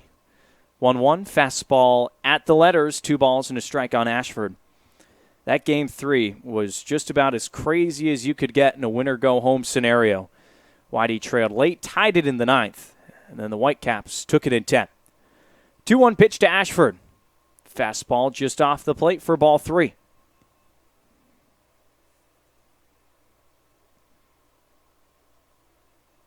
Kettleers and Gateman readying for their start at 6:30. Mariners visiting Veterans Field and the Anglers. That's the latest start tonight at 7 o'clock. Lingenfelter from the motion, 3-1. Ashford swings and puts it foul up out of play. A full count with 1 away in the 5th. Just the 2 hits for Whitey, and they belong to this very man. Nothing crazy either. Bottom first, it was just a swing that put it right up the middle on the ground. And then in the 3rd inning, Ashford's single was kept on in the infield by Freeman, and he just beat out the throw that missed first base.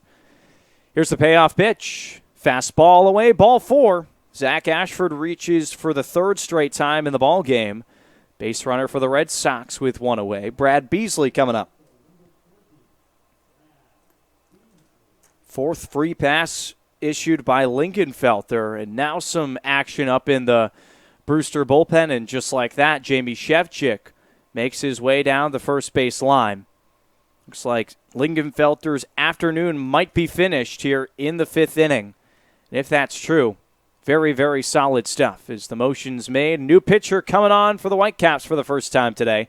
A 4-0 lead for Brewster and a new pitcher. We'll get you all the details on the other side. YD Red Sox baseball continuing.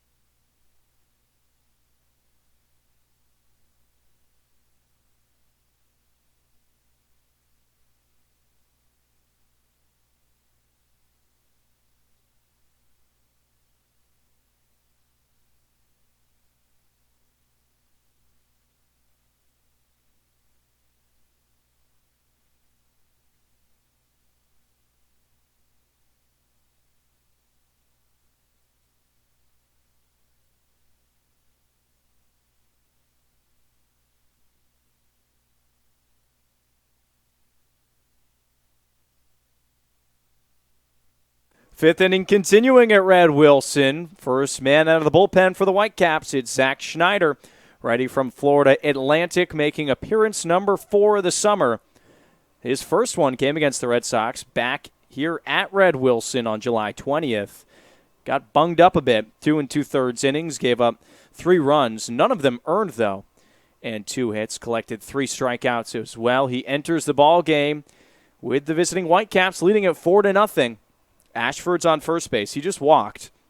He belongs to the tab of the starter, Zach Lingenfelter, who pitched a very good Game 1 start.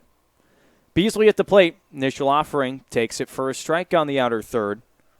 Brad 0 for 2 for Day. Ground out and struck out looking in the third inning. At the second and final K that Lingenfelter collected, he found other ways to get those outs. Schneider with the interesting delivery. Goes 0-1 and misses away.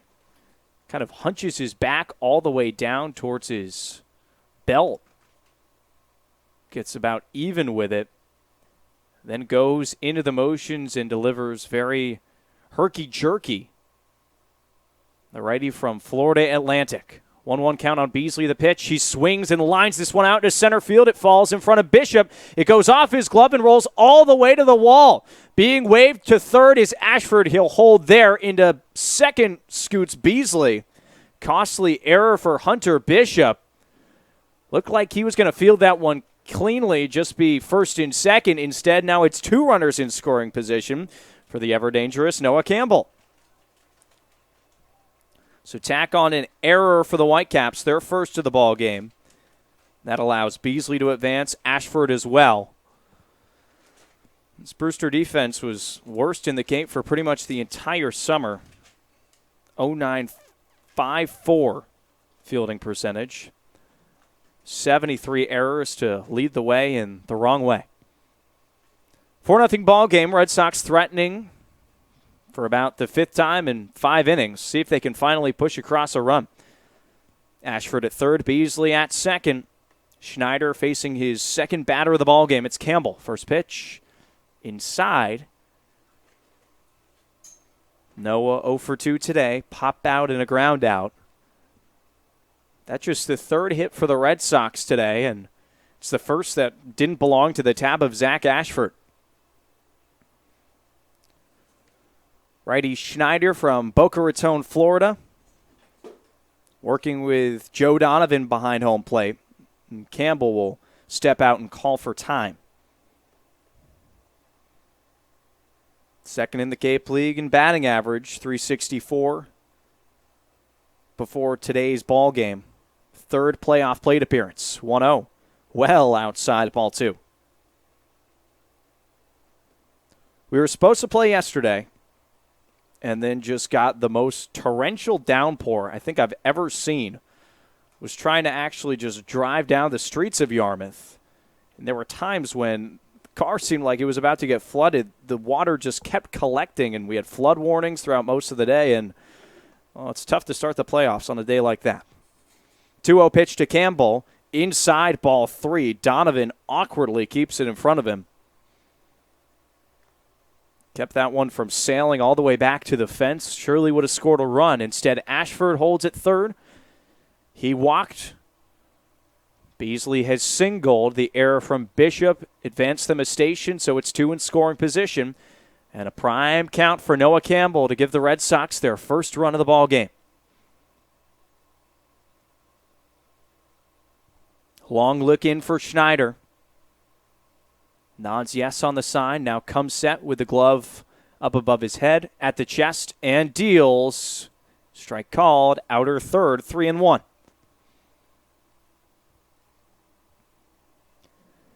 Not a lot of ball games that the Red Sox are shut out in, especially through 4 consecutive innings. They score in bunches, it seemed like.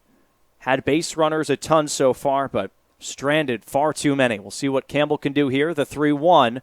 Taken for strike 2. Breaking ball seemed to fool him. Looked like a great pitch to hit. Hung right over the plate, but Campbell kept the bat on his shoulder. Ashford 90 feet away. Beasley a Healthy lead off the second base bag. One away in the bottom of the fifth. 4-0 lead for the Whitecaps. And the Red Sox second baseman Noah Campbell awaiting a payoff pitch. Schneider readies 3-2. Fastball cut on and foul. Back in the first inning, Ashford was left at third base. In the second, Whitey left runners at first and second. In the third, Ashford left at third again. In the fourth inning, it was DeLuca stranded 90 feet away from home plate. And now with one out, another good opportunity. See if the Red Sox can finally make good. Wind gusting out towards left center. It's already carried a few fly balls, dangerous towards the wall. 3-2. Campbell swings off the end of his bat. Grounder over to Workman. He's up with it. Throws a dart over to first. In time to get Campbell, but Ashford scores. Red Sox finally on the board. It's 4-1 Brewster here in the fifth inning. An RBI for Noah Campbell. Make it 27 on the season. Beasley now over to third base.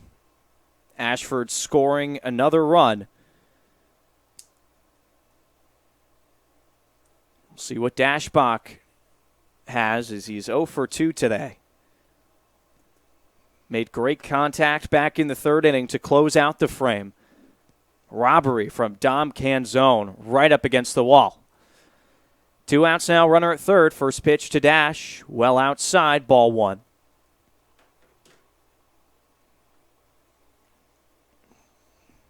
These Cape League playoffs, pretty much from the start, it's high pressure.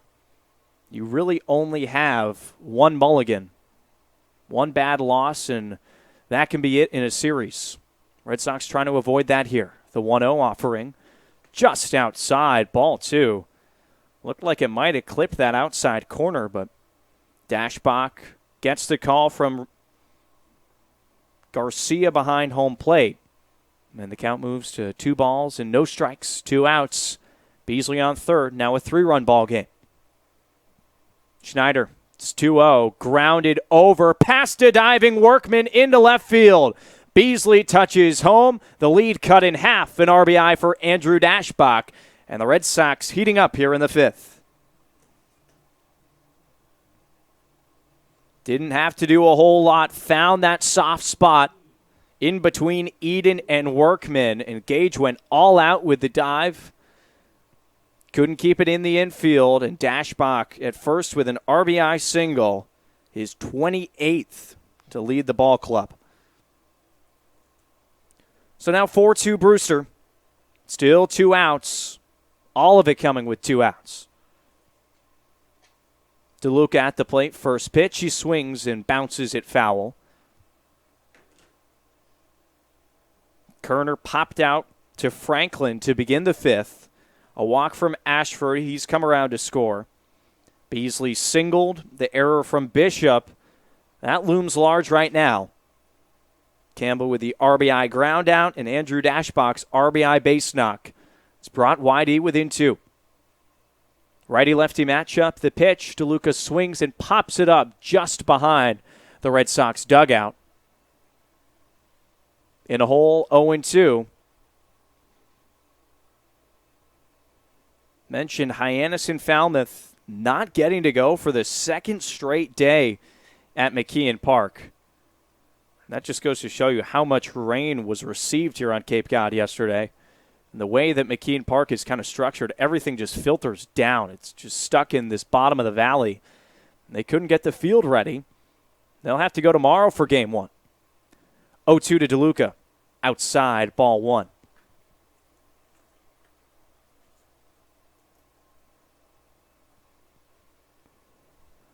A lot of fans here at Red Wilson for game number 1 of the playoffs. Rainout hasn't deterred the attendance, which has come up since last year.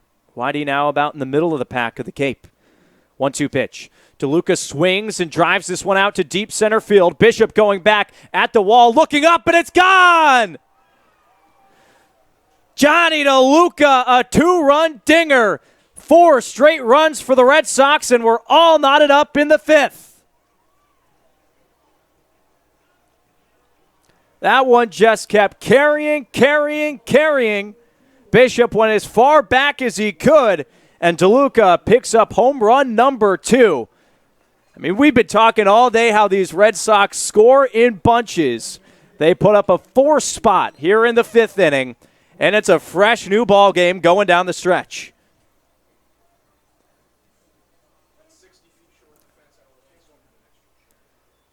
Quinn Cotton will dig in. The bases have been emptied thanks to the Oregon Duck. Still 2 outs as the Red Sox get to Schneider for the 2nd time this summer. First pitch to Cotton. Tries to check his swing. Won't matter. Called strike on the outside corner. Been quite some time since DeLuca homered, going all the way back to that Gateman doubleheader towards the end of June. 0-1 pitch. Cotton sits on it and lofts it high down the first baseline. This should be routine for Franklin. He's got it to retire the side, but just like that, a 4-4 ball game through 5 full innings. Johnny DeLuca, the 2-run homer, has brought us even. Top 6 we go. You're listening to Whitey Baseball on the Cape Cod Baseball League Network.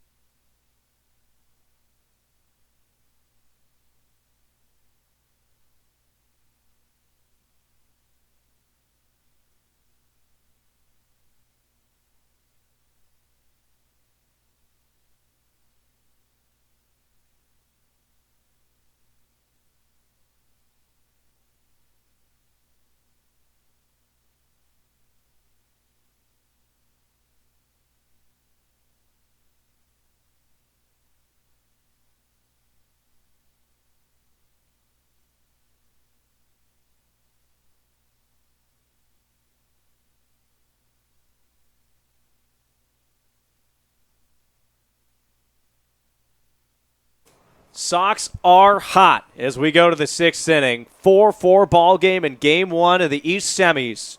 After trailing 4-0 for most of those middle innings, a 4 spot put up by the Red Sox has brought us even. Ingebrigtsen still out there working against the bottom half of this Whitecaps order, and Workman, who takes ball 1 outside. 0 for 2 day, couple of strikeouts looking. 1 to Henry and 1 to Fidel. 1-0 pitch, off speed and a strike to even the count up at 1-1. Dana, the Sox 2-0, one tied after 5. Not a bad record considering their spot when they're ahead. A perfect 22-0 after 5 innings, the lead. And a pause as there's been a ton of fans kind of making their way out of the foul play territory. The younger variety as well. That's why we hold safety first, a 1-1 count, no outs, no one on base. The pitch from Ingebrigtsen misses outside, 2 balls and a strike. Ashford walked, Beasley singled, RBIs from Campbell and Dashbach brought it to within 2. And then Johnny's 2-run homer puts it at 4-4. The 2-1, that's on the outside corner. The fastball from Ingebrigtsen surprised Workman, and it's 2 balls, 2 strikes. ASU Sun Devil hitting 163 through the regular season, including a dinger, 12 runs batted in. Trying to avoid being struck out for the 3rd straight time. The pitch, waved at and missed, down he goes. Ingebrigtsen fans him his first K of the afternoon, and there's 1 away here in the 6th.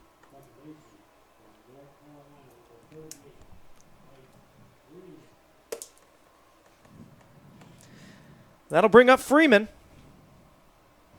Advancing on the E4 and scoring in the 2nd inning. Another grounder in the 4th. He was retired on that one. It's a righty-righty matchup with 1 out in the 6th. Pitch from Ingebrigtsen. Cut on and put out into shallow right field. Johnny comes in, and he's got it. 2 quick outs. Ingebrigtsen is turning into good reliever for the Red Sox. Saw him a few times towards the tail end of that regular season. But we see it often. New arms trying to impress Their limited time here on the Cape. Probably going to see it a little bit in this series with Brewster. Handful of new players for them that all went their licks at Cape League action. 2 outs for Cam Eden. Righty-righty matchup. The pitch swung on and miss. At off speed from Ingebrigtsen. Can't be coming in at much more than 70. His difference in velocity, it's got to be tough to keep up with. 2 away, the pitch to Eden. Outside, ball 1. Henry could only go an inning and a third. Fidel bridged the gap, went 3 full strong. Now it's the Ingebrigtsen story here with the 1-1 fouled back. Pasadena Community College, 5'11", 180. Not the most terrifying figure out there on the bump. But his delivery can be confusing, and his breaking ball is pretty good. 1-2 count on Eden. 2 outs, the pitch. Swung on and missed. Strike 3.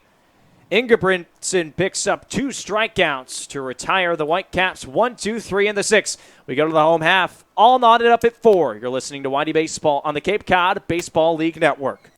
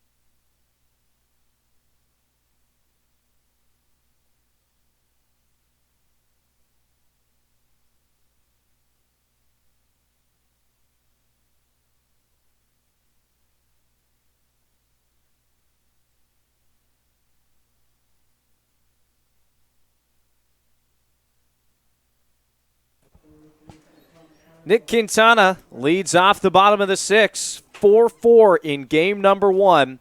The first round of the 2018 playoffs, Whitey and Brewster doing battle for the second straight summer in this first round. Last year, the Whitecaps fell in game 1, but would take the series and then go on to win the 2017 championship. First pitch from Schneider to Quintana, taken for a strike outside corner. Momentum is a thing in sports, surely a thing in playoff sports. We're seeing it play a factor at the moment. Red Sox with 4 straight runs in the 5th inning to bring us even. 0-1 to Quintana. Breaking ball lined, but foul. No balls in 2 strikes on the Arizona Wildcat. Koss and Kerner also expected. Both of them 0 for 2. Quintana is 0 for 1. Did reach base in the 2nd inning. Walked against Lingenfelter. Schneider, the righty, deals 0-2. Quintana swings and misses. Breaking ball dived out of the zone. And just like that, a 3-pitch strikeout. Quintana retired. He was so far out in front of that pitch that he fouled away. They're back to that breaking ball for Schneider. 1 away for Koss. Getting his second look at the Whitecaps in the playoffs. He was with YD last year. Played a pivotal role in that season. First pitch, fastball just outside. 2 very different summers in a sense for Christian. He's settled down defensively. maybe not as great stats on the hitting side. 1-0 is outside as well, 2-0. Led the Red Sox in batting average in 2017. Finished off with a 263 clip. Surely respectable, though, through the Cape. Had one homer. That came against the Anglers a few weeks ago at Veterans Field. 2-0 offering from Schneider. Breaking ball nabs the outside corner for a strike. One out in the bottom of the 6th. Base is empty. Shade starting to creep its way into the infield here at Red Wilson. 2-1 to Koss. He swings and pops it out into shallow left center. Workman retrieves it, and there's 2 outs. That one well off the end of the bat. Another instance of a Red Sox hitter just so far out in front on Zach Schneider. Both bullpens relatively quiet. Now some murmuring over in the Brewster one down in right field. It's Ingebrigtsen going for the Red Sox, and Zach Schneider dealing here in the bottom of the 6th, 2 outs. Kerner the batter. First pitch, swings and misses down to a knee.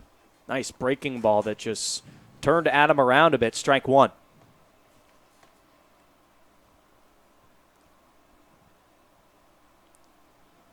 Schneider from Florida Atlantic deals strike 2 on the outside corner. Pounding the zone here in the 6th inning after he ran into a host of trouble in the 5th. Gave up 3 hits. 0-2. Cut on and miss. Strike 3. 2 strikeouts for Schneider to respond. And we go to the top of the 7th. 4-4 ball game. You're listening to Red Sox Baseball on the Cape Cod Baseball League Network.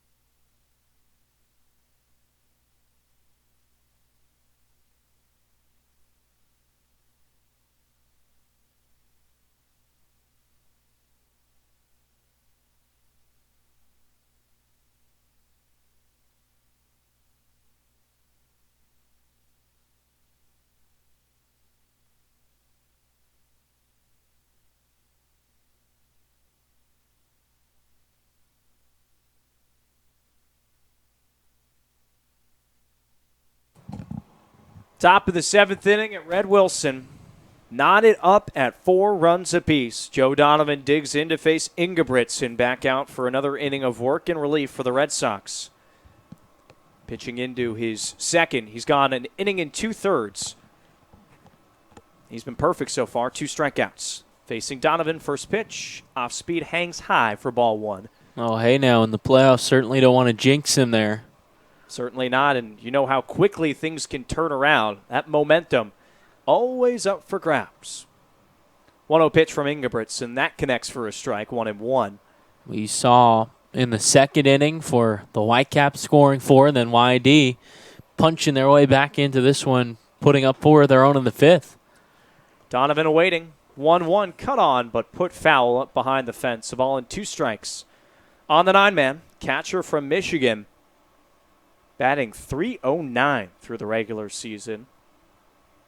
8 runs batted in, no homers. But he's put his stamp on this game already. 1 for 2. That RBI double coming in the 2nd inning. No outs, top 7, bases empty. Ingebrigtsen setting at the belt. Fires, misses low. 2 balls, 2 strikes. We'll be over at Stony Brook tomorrow 4 o'clock first pitch from Brewster for game number 2. Then possibly back here, same time at Red Wilson for game 3. 2-2, just fisted out of play. Donovan hangs alive. That game would be Tuesday, a decisive game 3 if necessary. Though just all holds are off here in the 2018 playoffs already. Now with 5 collective games rained out, just day 2. 2-2 pitch, nicked foul, checked his swing, and keeps the count alive, 2-2.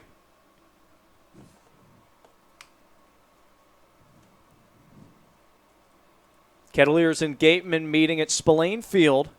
Wareham, the 1 seed in the West. Second best record in the Cape. Second to these Whitey Red Sox. 2-2 from the righty. Misses outside, tailing away from the right-handed hitter Donovan, and a full count with no outs. Get to it, the 4 seed. And then Harwich and Chatham. They'll get underway at Veterans Field in just under an hour. Payoff pitch to Donovan. Another foul ball. He's putting in a good at-bat to begin this 7th inning. That's what really gave the Whitecaps success in the 2nd inning. Worked counts against both Henry and Fidel a bit. Worked them until they got something that they liked to hit. They collected 4 base knocks in the 2nd inning. Another payoff pitch from Ingebrigtsen, and you guessed it, another foul ball. 3 balls and 2 strikes. For Gordon, really seems like one of those guys out here on the Cape that once you see enough of him and he gets around the lineup for the second time, or really even toward the end of the first, you start to pick up a little better on that release point. He's not throwing hard. Really lucky to touch 80 on that fastball. Trent Denholm is warming in the Red Sox pen as Ingebrigtsen pitches here in the 7th inning. Another 3-2 to Donovan, and he laces one out into the gap in left center. That'll fall down. One hops the wall. Ashford retrieves, tosses into the cutout man. It's a leadoff double for Joe Donovan. A great at-bat to begin the 7th inning, and the Whitecaps have a runner in scoring position. Just like we were talking about, working it, picking up that ball better and better each time, and there he caught a pitch that just caught too much of the plate and able to smash it. And it's the top of the order now due up for the Whitecaps. Dom Canzone digs in 1 for 3 day. Couple of strikeouts to begin his afternoon, but the double in the 5th led things off, and he was stranded at 3rd. 4-4 ball game, no outs in the 7th. Runner on second base. Corners come in on the infield. The pitch from Ingebrigtsen swung on and missed. Strike 1. Dashbach on the lip of the grass. Quintana foot behind it. Now he'll creep up. Expecting Dom to maybe try and sacrifice over that go-ahead run in Donovan, who stands at second base. And with so much difficulty from this Whitecaps offense, wouldn't be surprised to see them sacrifice, although Dom Canzone does have a double today. 276 hitter from Ohio State. A lot of Big Ten featured up down this Whitecaps lineup. Ohio State, Michigan heavily featured as well. Funny enough, it was a Wolverine that started for the Red Sox, Tommy Henry. He didn't last long. Scott Pickler out of the bullpen. Asks for time as the infield converges. Denholm has been warming for solid 5 or 10 minutes. Might be time that Scott Pickler makes another change. If so, he'd be bringing in a very solid reliever in Denholm, an all-star for YD. Henry went an inning and a third. Fidel tossed 3 full. Ingebrigtsen has taken us into the 7th inning, has yet to record an out in the frame. Gave up the leadoff double to Donovan.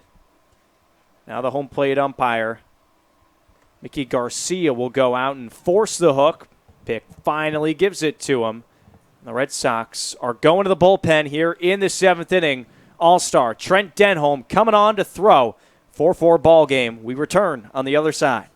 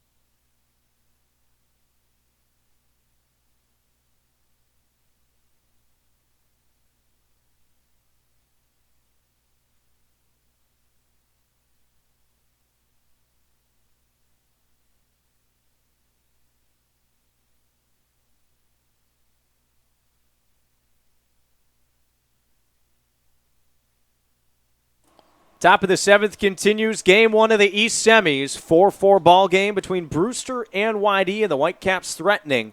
New pitcher on the bump for the Red Sox. It's the 4th of the day. Trent Denholm, the righty from UC Irvine, making appearance number 10, and he'll be facing Dom Canzone to lead things off in his appearance. An all-star out of this Red Sox pitching staff. It's Donovan at second. No outs. Tie ball game. First pitch from Denholm. Pounds in a fastball for a strike. For the Anteater, through 21 2/3 in 9 appearances, only allowed 1 run, but unearned. That came a couple weeks back at Brewster, July 7th. And that 6-6 tie ball game at Stony Brook Field that went a while. 0-2, paint job, outer third, called strike 3. Canzone sits down, and there's 1 out. Trent Denholm with an exclamation point as he enters this ball game. Canzone didn't like the call, thought that ball is off the plate, but you got to protect with 2 strikes, and Denholm definitely coming with a little bump in velocity from Gordon Ingebrigtsen. His first appearance in a Cape League playoff game. Hurler from UC Irvine. First pitch on the way to Alejo. A called strike on the outer third. Went with the curve, and it surprised him for strike 1. Right fielder tonight, just 0 for 1. Walk and an error allowed him to reach base twice, though. Waves his bat through the strike zone. Awaits the 0-1. Here it is. A fastball bounces in the dirt. Kerner pushes it into play. He goes out to snag it. It's a ball and a strike. Ingebrigtsen goes an inning 2/3. The 1 hit was the last batter he faced. Donovan took him all the way to the fence. Ingebrigtsen also collecting 2 strikeouts, though. 1-1 pitch. Just fisted down the line and fair. It trickles past the paint. DeLuca just getting to it. Coming in with ease is Donovan. Alejo, he's digging for third. The throw comes into Quintana, not in time. An RBI triple for Ray Alejo, and the Whitecaps take the lead right back.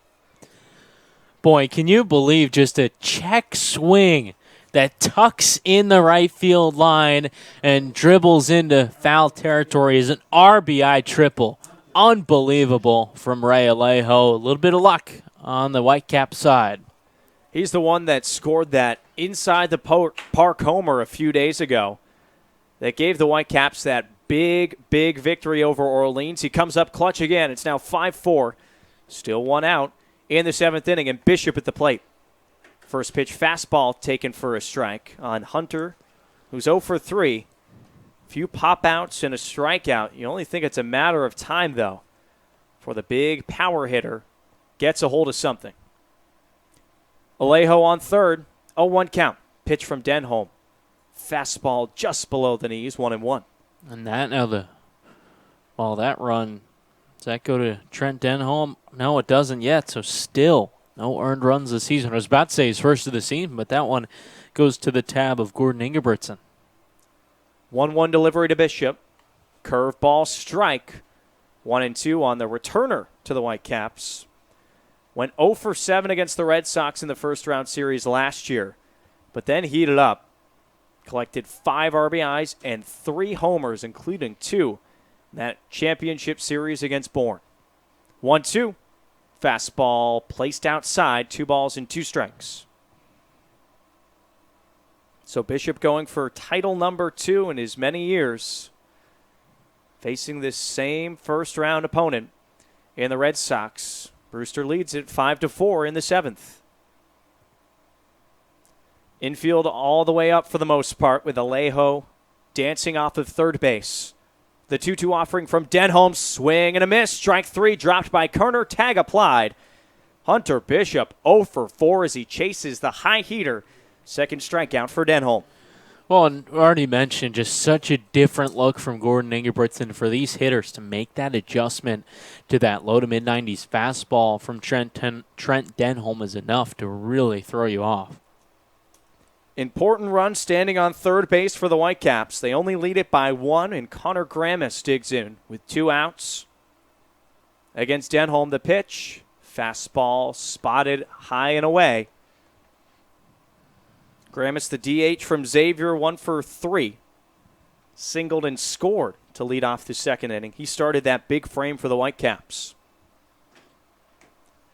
Denholm sets, kicks, and deals. Off speed, called strike, 1-1. 2-out hit from Gramis. Crucial for the Whitecaps. I mean, only a run lead for this Red Sox offense. That's nothing. So get anything you can while you have the opportunity. For YD, want to squash it. Middle infield playing pretty deep on the lip of the outfield grass. 1-1. Drops just high above the belt of Gramis. 2 balls and a strike. 253 hitter with 16 runs batted in. 7 homers to lead the Whitecaps. All it would take would just be a little base knock to double the lead. 2-1 is drubbed out into deep left field. Beasley will camp under it. He's got it to retire the side, but the Whitecaps tack on a run. They take the lead right back. We go to the bottom of the 7th, 5-4 Brewster. You're listening to Whitey Baseball on the Cape Cod Baseball League Network.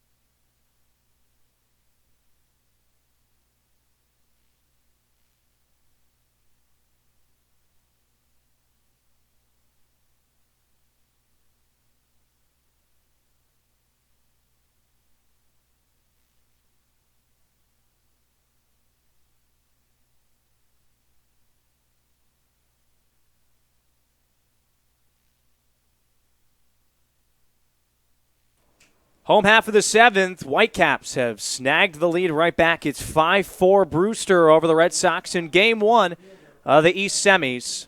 Top of the order due up for Whitey. Ashford, Beasley, and Campbell to face the righty Zach Schneider. Jamie Shevchik's hanging with him. Pitching into his 3rd inning, ERA of .234 through the regular season. He got roughed up somewhat, though, in the bottom of the 5th. A perfect 1-2-3-6, though, against the bottom of the order. Here comes the first pitch to the lefty Ashford. Inside corner, called strike on the breaking ball. It was Donovan who crossed home in the top of the 7th after that leadoff double. It's given Brewster the 1-run advantage back. 0-1. Waved at it, missed. Ashford swung above it awkwardly. Quickly, 0-2.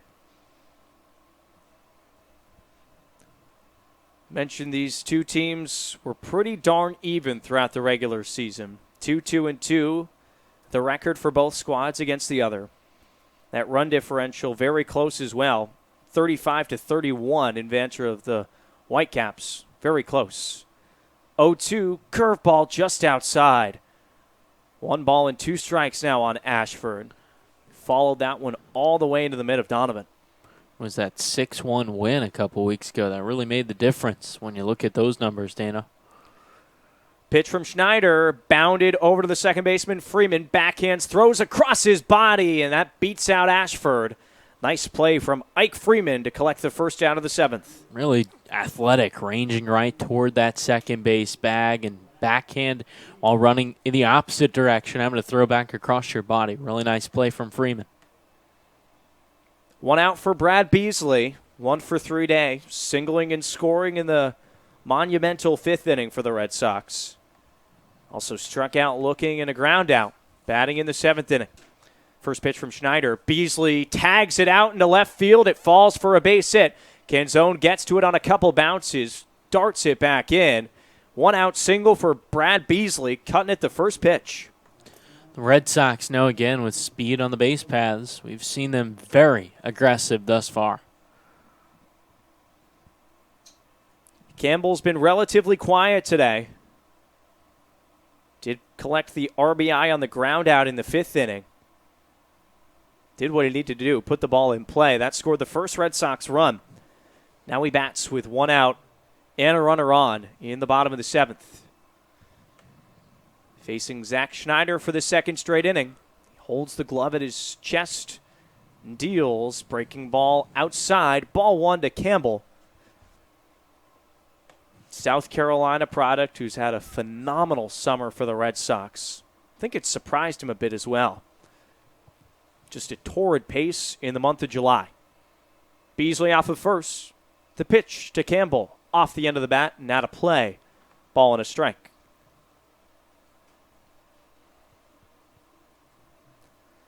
Just underway at Spillane. Kettleers and Gateman. Goose eggs on the scoreboard is the first West playoff game of 2018 has commenced. Commodores and Harbor Hawks rained out for the 2nd straight day. They'll play game 1 tomorrow of what was supposed to be day 3 of the playoffs. Check over on Beasley, slides back in.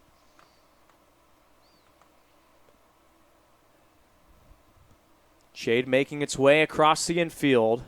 Earlier start, make sure we get it all in.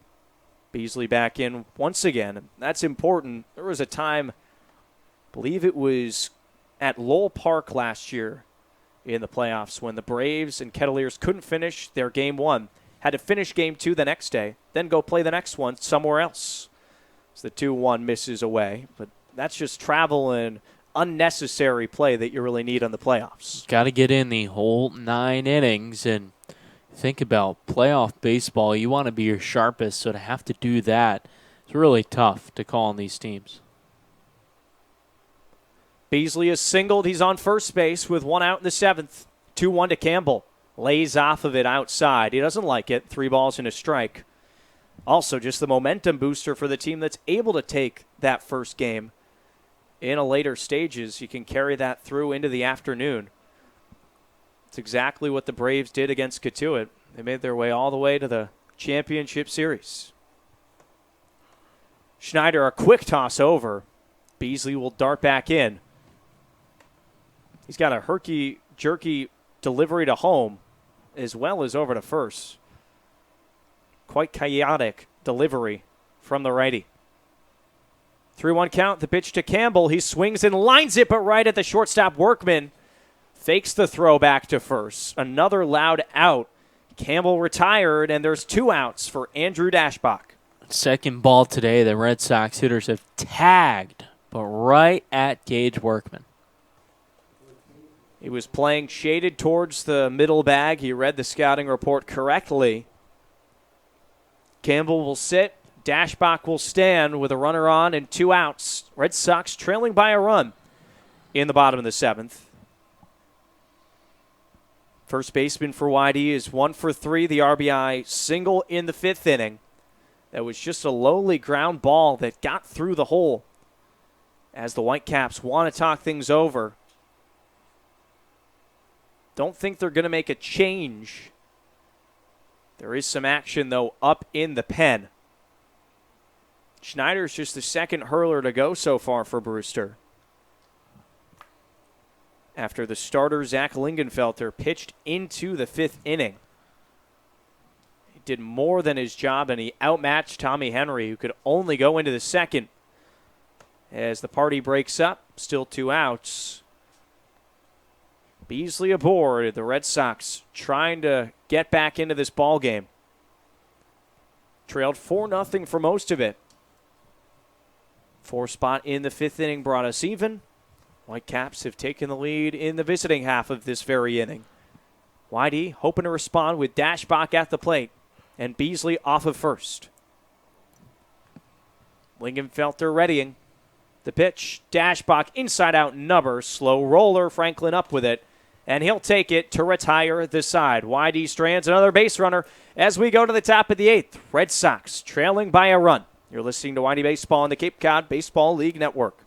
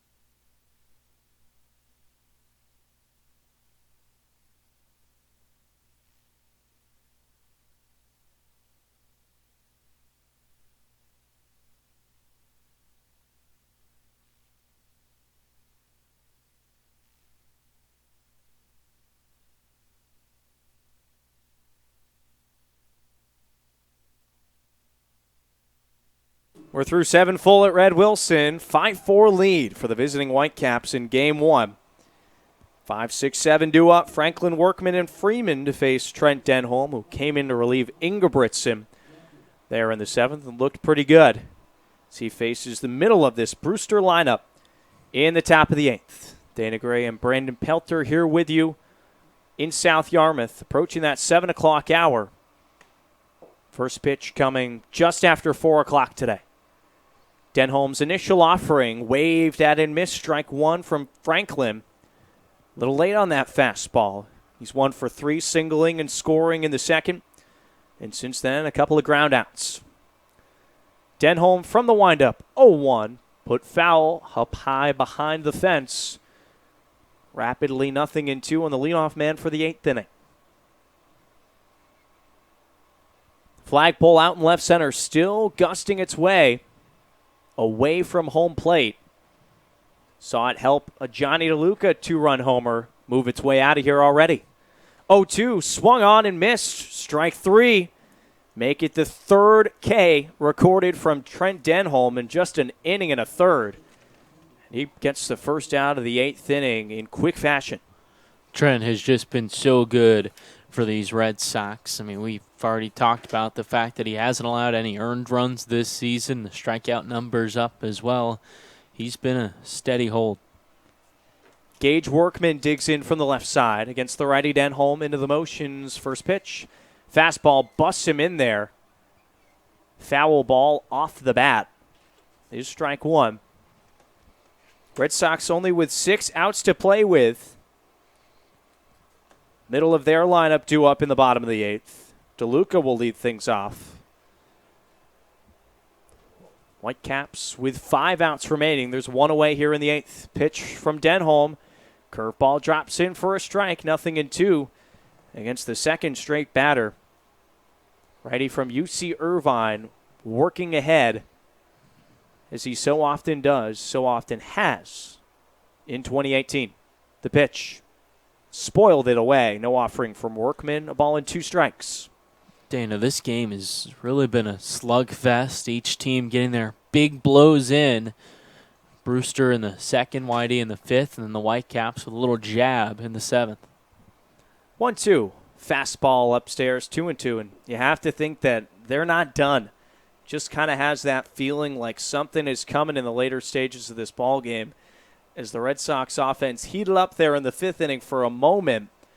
But the storyline, no matter what, after this one's over, it's going to be runners left on base for both squads. 2-2, inside corner, called strike 3, ring him up. 4 Ks for Denholm. He's retired the first 2 by way of the K in the 8th. And there's just 1 man left. It's Ike Freeman for Denholm to get. Workman not happy with that call. Thought that pitch almost hit him.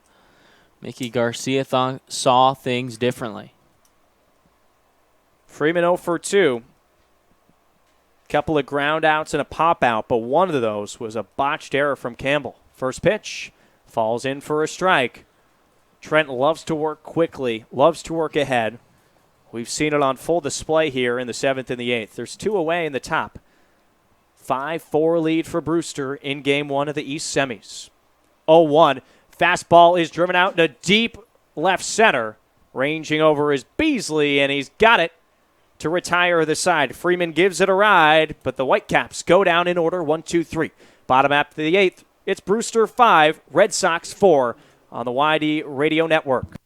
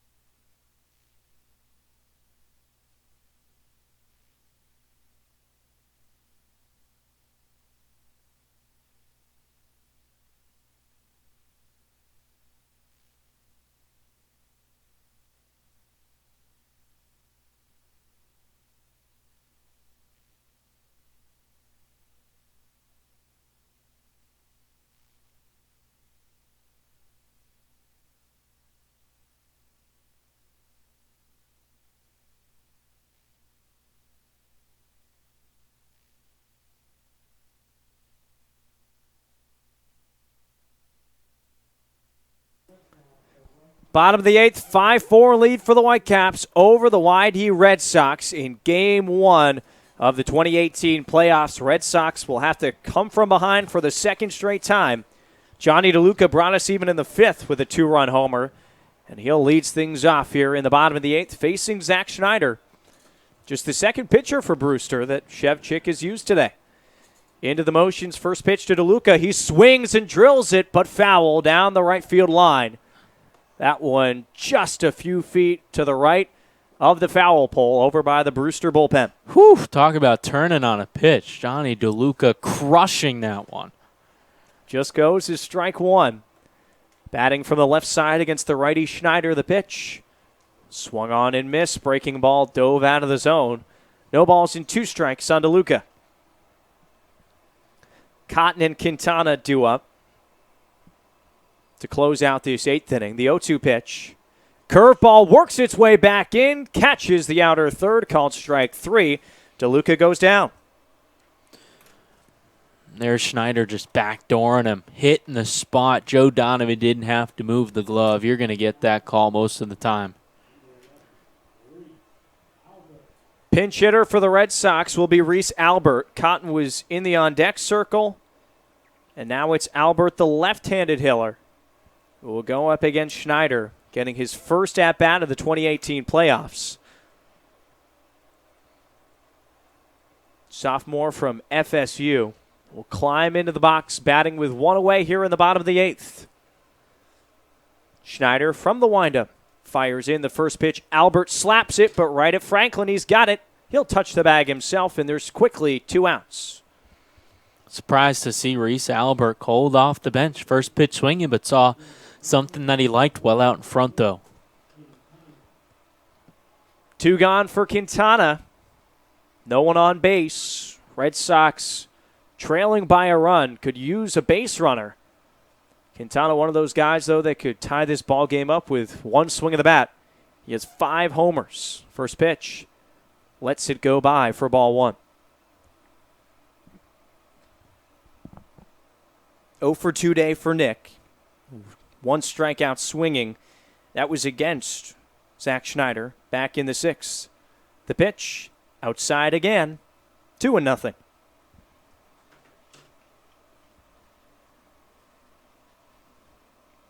Whitecaps led this one 4-0 going into the 5th. Red Sox tied it at that after the frame. And then 1 run in the 7th has put them up. 2-0 is grounded deep into the hole on the left side. Workman throws all the way across. No chance to get Quintana. Infield single with 2 outs. And Christian Koss coming up. The all-out effort from Workman, ranging right, showing the good footwork, and then actually as he was able to throw, lost his footing. Nothing to his part. He just couldn't really grip it there trying to throw off that back foot, so he did a double clutch and fortunately didn't airmail that second throw. 2 outs. Quintana at first base, and Jamie Shevchik takes the stroll towards the pitcher's mound. Going to be going to the bullpen for the second time this afternoon. In the bottom of the 8th, 5-4 lead for Brewster, hanging on by a thread. We'll get you all the details you need on the other side. You're listening to Whitey Baseball on the Cape Cod Baseball League Network.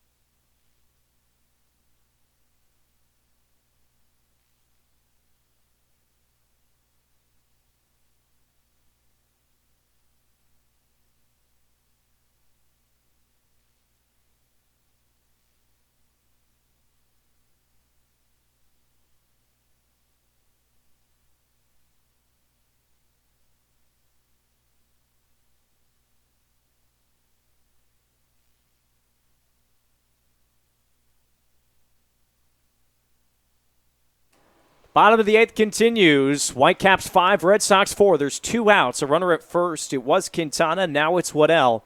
Comes in to pinch run, his first action of the playoffs. Christian Koss, the batter, and Jeff Criswell, righty from Michigan in Portage, Michigan, making his first start of the 2018 playoffs. This appearance number 11 for Criswell, who through 10 relief appearances, pitched to a 4.34 ERA and 18 2/3. Collected 18 strikeouts. 6'3" righty, facing the righty Koss. First pitch, fastball swung on and missed. Foul tipped, actually, by the first part of the bat of Christian for strike 1. So Waddell comes in for the speed, obviously. Red Sox still trailing by a run. Joe Donovan crossed home plate in the top of the 7th inning off a Ray Alejo triple. That's the difference at the moment. Waddell, a decent lead off of first, held on by Franklin. The 0-1, a fastball high at chin level of Christian, a ball and a strike. Adam Kerner stands on deck. Zach Zubia, though, also holding a bat. Might see him get a chance to pinch hit at some point. Criswell setting just below the belt into the motions, fires. Koss lays off of the breaking ball. Missing inside, 2 balls and a strike. Vito Freesia also standing up with a bat.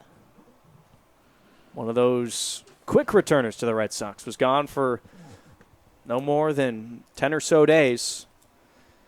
He might get a hack here at the Brewster pitching staff. It's 5-4 in the bottom of the 8th. 2 outs. Waddell off of first.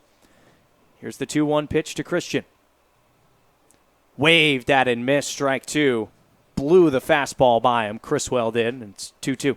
Certainly a change of pace, really amping things up with the fastball. Christian will have to adjust as he climbs his way back in. Criswell, the 3rd pitcher tonight for Brewster. Righty from Michigan. 2-2 pitch to Koss. Runner going. Flared out into foul territory. Franklin over battling the sun, and he's got it to retire this side. Red Sox strand yet another. They're down to their final 3 outs. On to the 9th. 5-4 Brewster. You're listening to Red Sox baseball on the Cape Cod Baseball League Network.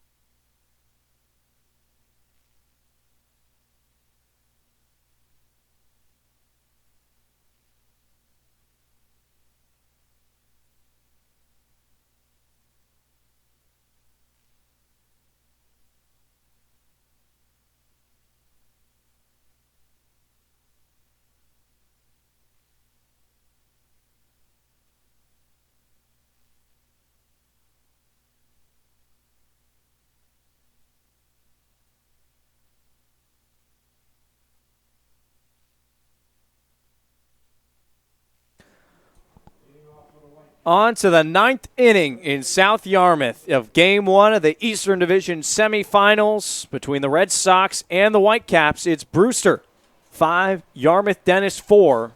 Trent Denholm out to pitch the 9th inning, facing 8, 9, and 1. Eden, Donovan, and Canzone hoping for insurance here in the top of the 9th, clinging to that 1-run lead. First pitch from Denholm drops in the curveball for a strike. He's been very good through 2 innings of relief. Did give up that RBI triple, though, to Alejo. That's been the difference down the stretch. 0-1. Another breaking ball. This one below the knees, a ball and a strike. Red Sox have the bottom of the order due up in the 9th. It's supposed to be Adam Kerner. We'll see if he hits. 1-1. Eden grounds it over to Waddell through his legs at third base. It rolls all the way over to Beasley. He fires it in. Tough break for the Red Sox to begin this 9th inning as Eden is aboard. 3rd error of the game. Now the 10th time this season they've had 3 or more errors. You'd have to think, throughout the regular season it didn't really come back to bite him, but tonight it really has. Already 1 run unearned and now a man on to lead off an inning. And Joe Donovan coming to the plate, who hit a big double to lead off the 7th inning. He came around to score, representing that go-ahead run. First pitch to the catcher. He'll take it for a strike from Trent Denholm, one of the 4 all-star pitchers for the Red Sox. Tossed a perfect inning of relief over at White House Field back on the 22nd against the West Division. 0-1 to Donovan. Shows bunt, pulls it back in time for ball 1. That'll even the count up. Seen the Red Sox show some heroics this season. Would like to keep it, though, the differential at 1 with Eden off of first base. The 1-1 pitch. pulls the strings on him. He dropped it in for a strike. Donovan had already pulled the bat back, thinking that was going to miss high, but it dropped in, a ball and 2 strikes.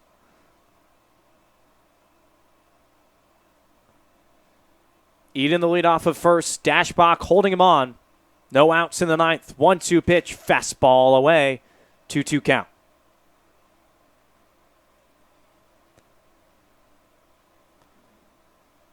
No score at Spillane between the Kettleers and the Gatemen. That game won over there out in the west. 2-2 from Denholm. Bunted, just foul. And that'll be strike 3. Donovan is rung up. Eden will have to come all the way back to first. He was off with the pitch. Talk about a costly mistake, and it's the first out of the inning. Now that's strikeout number 5 for Trent Denholm.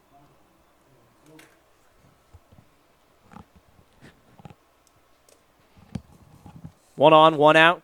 Canzone digs in from the left side. 1 for 4 day, 3 strikeouts, and a double back in the 5th. Righty-lefty matchup here in the 9th inning.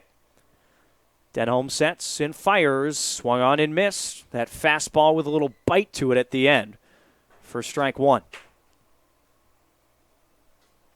Alejo on deck as the top of the order comes to plate for Brewster. Here in the top of the 9th inning of Game 1. 0-1 from Denholm. Check swing from Canzone. They'll peel down the third base line. No swing, says Mike Rabideau. And the count is a ball and a strike on the one-man, Dom Canzone.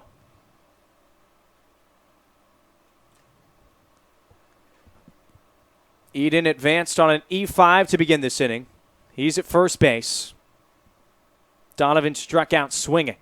1-1 pitch. Just outside with a fastball, 2-1 count. That's Waddell now over at third base. Quintana had played 8 innings defensively. He'd recorded an error as well. But Waddell's comes here in a pressure situation in the top of the 9th. Denholm readies. 2-1. Curveball dropped out into center field for a base hit. Canzone aboard station to station as Eden moves to second into scoring position with just 1 out. It was that breaking ball that just kind of hung a little bit. Canzone sat back on it, was able to line it right back up the middle. These are big runs on the board for the Whitecaps, leading by just a run in the top of the 9th. Double play would be huge here for the Red Sox. Campbell playing very close to second base at the moment. Christian playing a pretty normal position with Alejo at the plate. Righty-righty matchup, first pitch. Fastball on the outer third for a strike against Alejo. A ton of speed from him as well, so it's going to have to be a hard hit ball to double him up. Central Florida right fielder hit that RBI triple in the 7th inning, scoring Donovan. That's the big marker at the moment. Denholm glances back, now fires in, swing and a miss. Challenged him inside, and it's quickly 0-2. Hunter Bishop looms on deck. He's 0 for 4 today. Hoping he gets a chance to bat here in the top of the 9th. First and second, runners take their leads. The pitch. Fastball just outside, ball 1. Kerner set up away. Pitch actually brought him back a step toward the plate, and he didn't get that call because I think he had to really kind of move that glove. Eden on second, Canzone at first. 5-4 ball game in the top of the 9th. Denholm setting just at the belt into the motions, now steps off and looks back, both runners. Just 3 innings have included runs. Brewster scoring 4 in the 2nd, 1 in the 7th. Whitey a 4 spot in the bottom of the 5th. Denholm, 1-2, grounded, foul.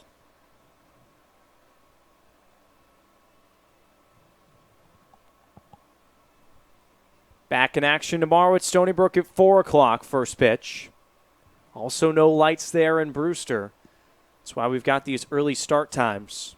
If we're getting a game like this with a lot of offense, but also strategic baseball, just fairly clean baseball, we're in for a great series. 1-2, Fastball high, 2 balls, 2 strikes. They played a lot of close games this year. Not very many blowouts. The 6-1 from Brewster stands out. But other than that, everything within a few runs. Also the 2 ties. 2-2, sails high. Alejo has worked his way back. It's now a full count. Trent doesn't want to walk the bases loaded, that's for sure. We've seen, for the Red Sox, just in these slugfests, a ton of runs scored, and majority of the time they come out on top. Trailing by a run here in the 9th. Brewster hoping to add on. Payoff from Denholm. Swing and a miss. Strike 3. Fastball upstairs. Got him. 6 strikeout for Denholm. And there's 2 outs in the 9th. Hunter Bishop coming to the plate. Challenged him up and in with that pitch, and I think Alejo chased ball 4 there. Bishop just seems like a sleeping dragon. He's 0 for 4 with a couple of strikeouts, a couple of very high pop-ups. Hit 4 homers for Brewster this season. Just batted .233. First pitch from Denholm, grounded off the foot of Trent. Koss has to dive. He keeps it in the infield. That was a heck of a play. Now spins it over to Waddell, who makes sure to keep it in front. Boy, that could have been bad. If Christian doesn't readjust his motion back towards shortstop, that run is coming in for sure. Well, and I think really YD and Trent Denholm got a little lucky that it kicked off, because if that's going up the middle, I think Cam Eden's probably being sent home. It would have been close. Bases loaded, top 9. 1-run lead for the Whitecaps. Denholm versus Grammis. DH tonight for the Whitecaps. He's 1 for 3. First pitch from Denholm. Paints a fastball outside corner, called strike 1. Grammis. You have Denholm here, who's been YD's probably one of their best arms, the best arm out of the bullpen, and Grammis, the most pop in the bat for these Whitecaps. A great matchup late in this one. Kerner sets up outside. Denholm kicks and fires. Swing and a miss. Strike 2. A lot of velo from Denholm, especially following up Ingebrigtsen. And a long swing there from Grammis. He's really got to cut down and just try to make contact, put a ball into play. Bases are loaded. 5-4 lead for Brewster with 2 outs in the 9th. 0-2 pitch from Denholm. He got him! Fastball on the outside corner. Ring him up. The 7th K for Denholm, and he strikes out Grammis with the bases loaded. Red Sox have a chance in the bottom of the 9th. They trail by a run. It's rally time in Game 1 of the East Semis.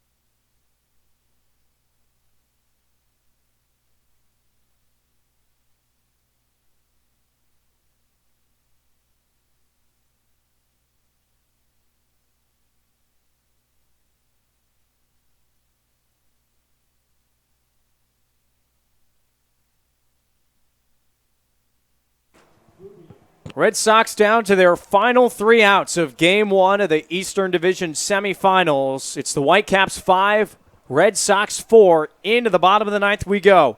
Zach Zubia will lead things off. His first plate appearance of the playoffs.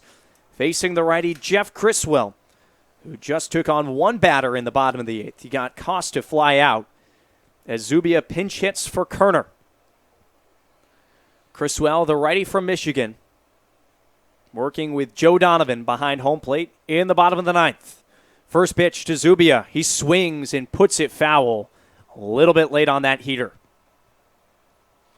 Just so eerily similar to last year's Game 1. YD was down in the bottom of the 9th, and they walked things off. A 3-run homer for Carlos Cortez to take Game 1. 0-1 pitch to Zubia. Misses away, ball 1. Red Sox need a base runner, that's for certain. We've seen Zubia work a couple of walks over the last week in prime opportunities. Just trying to get on base. Time called by Zubia as Criswell took a long time before going into those motions. It's Ashford on deck. Beasley to follow. The Red Sox try to rally here in the bottom of the 9th. 1-1 pitch to Zubia. Fastball pounded in there for strike 2. A lot of velo going at Zubia. And he kept the bat on his shoulders. Coming in cold to the bottom of the 9th. Working against Jeff Criswell. Tall righty from the windup. 1-2 pitch. Zubia bounces it over to second base. Freeman's got it. Throws to first. And there's one away. Top of the order, Zach Ashford coming up as Zubia is retired.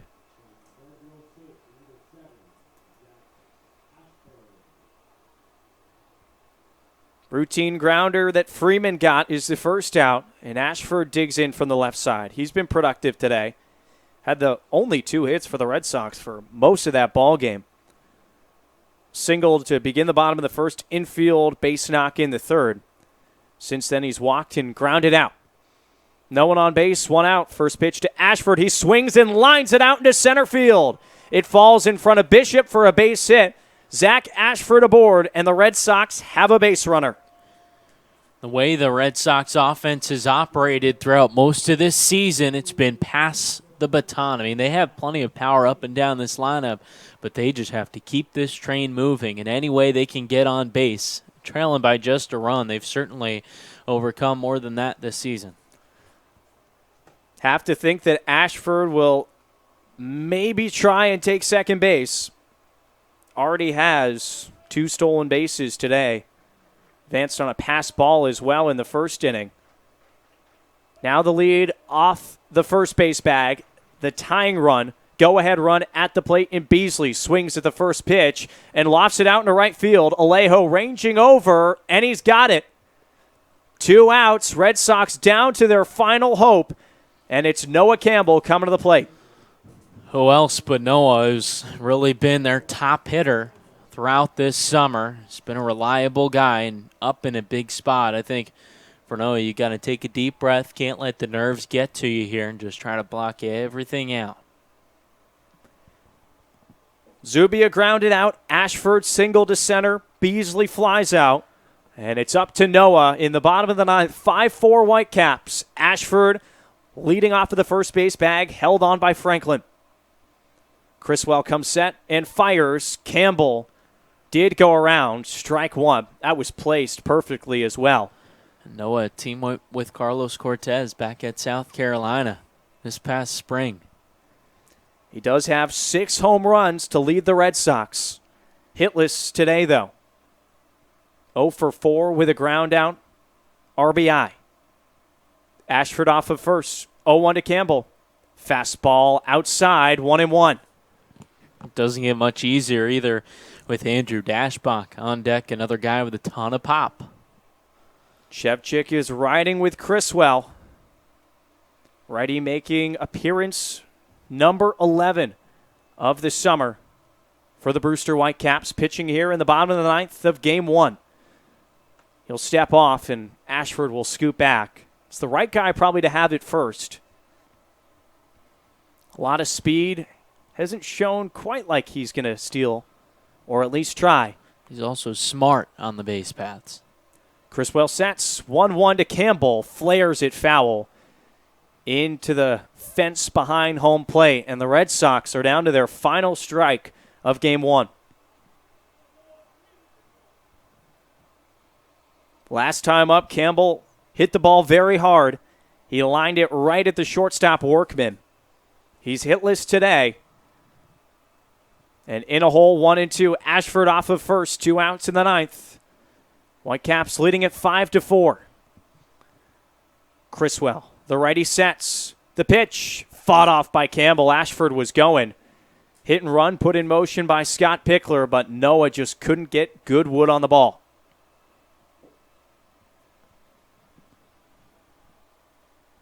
It's been a healthy dose of fastballs from Criswell here in the ninth. Retired Zubia and Beasley. Ashford is singled. That tying run over at first base. The winning run at the plate in Noah Campbell. Long look over at first from Criswell. Set to the belt. 1-2 pitch upcoming. Here it is. Taken outside. Throw down to second. Tag applied. Not in time. Zach Ashford just scoots in. His third stolen bag of the game. And the Red Sox have the tying run in scoring position. Boy, and that one of the best throws of the game from Joe Donovan behind the plate, a one-hop perfectly into the middle Workman, and it looked like that tag. That was awfully close. A good tag put down by Workman. Alan Liberdoni, the second base umpire, hovering right over the bag, saw Ashford's foot get in first. 2-2 count, 2 outs, bottom 9. And Criswell will step off. Important pitch upcoming here to Noah. Led the Red Sox offensively throughout the regular season. Hitless so far in the playoffs. The 2-2 pitch. Campbell swings and misses, strike 3. Whitecaps take Game 1 5-4 and have a chance to win the series tomorrow at home at Stony Brook Field. Well, just a collective effort from these Brewster Whitecaps, and we kind of talked about it before coming into this game. Brewster was a team in the final 10 games or so of the season. Didn't think they were playing for much, thought they were already out of the playoffs, so they were playing without really anything on the line, just playing loose, playing free baseball. And for the Red Sox, on the other hand, they had already locked up the first-place seed in the East, so you had two teams just going out there and playing baseball. Here, the Red Sox, I think, kind of tensed up in Game 1, and it showed with not a complete lack of offense, but still not the offense that we're used to from these YD Red Sox. The good things that we saw, I think the pitching staff, especially out of the bullpen, did a fantastic job. Tommy Henry, in an inning in the third, allowed 4 of the 5 runs that we saw today. So the plus is definitely on the pitching side tonight. Ashford was at second base, tying run, but Noah Campbell strikes out. The first K of the appearance for Jeff Criswell, and it's the last batter he faces. He earns the save, and the Whitecaps take Game 1 here at Red Wilson by a score of 5-4.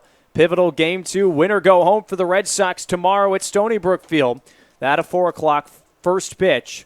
Red Sox playing for their playoff lives tomorrow afternoon. We'll have the call for you and be on the air just before 4 o'clock. But for now, for Brandon Pelter, I'm Dana Gray saying so long from South Yarmouth. Red Sox drop Game 1. The Whitecaps take it 5-4.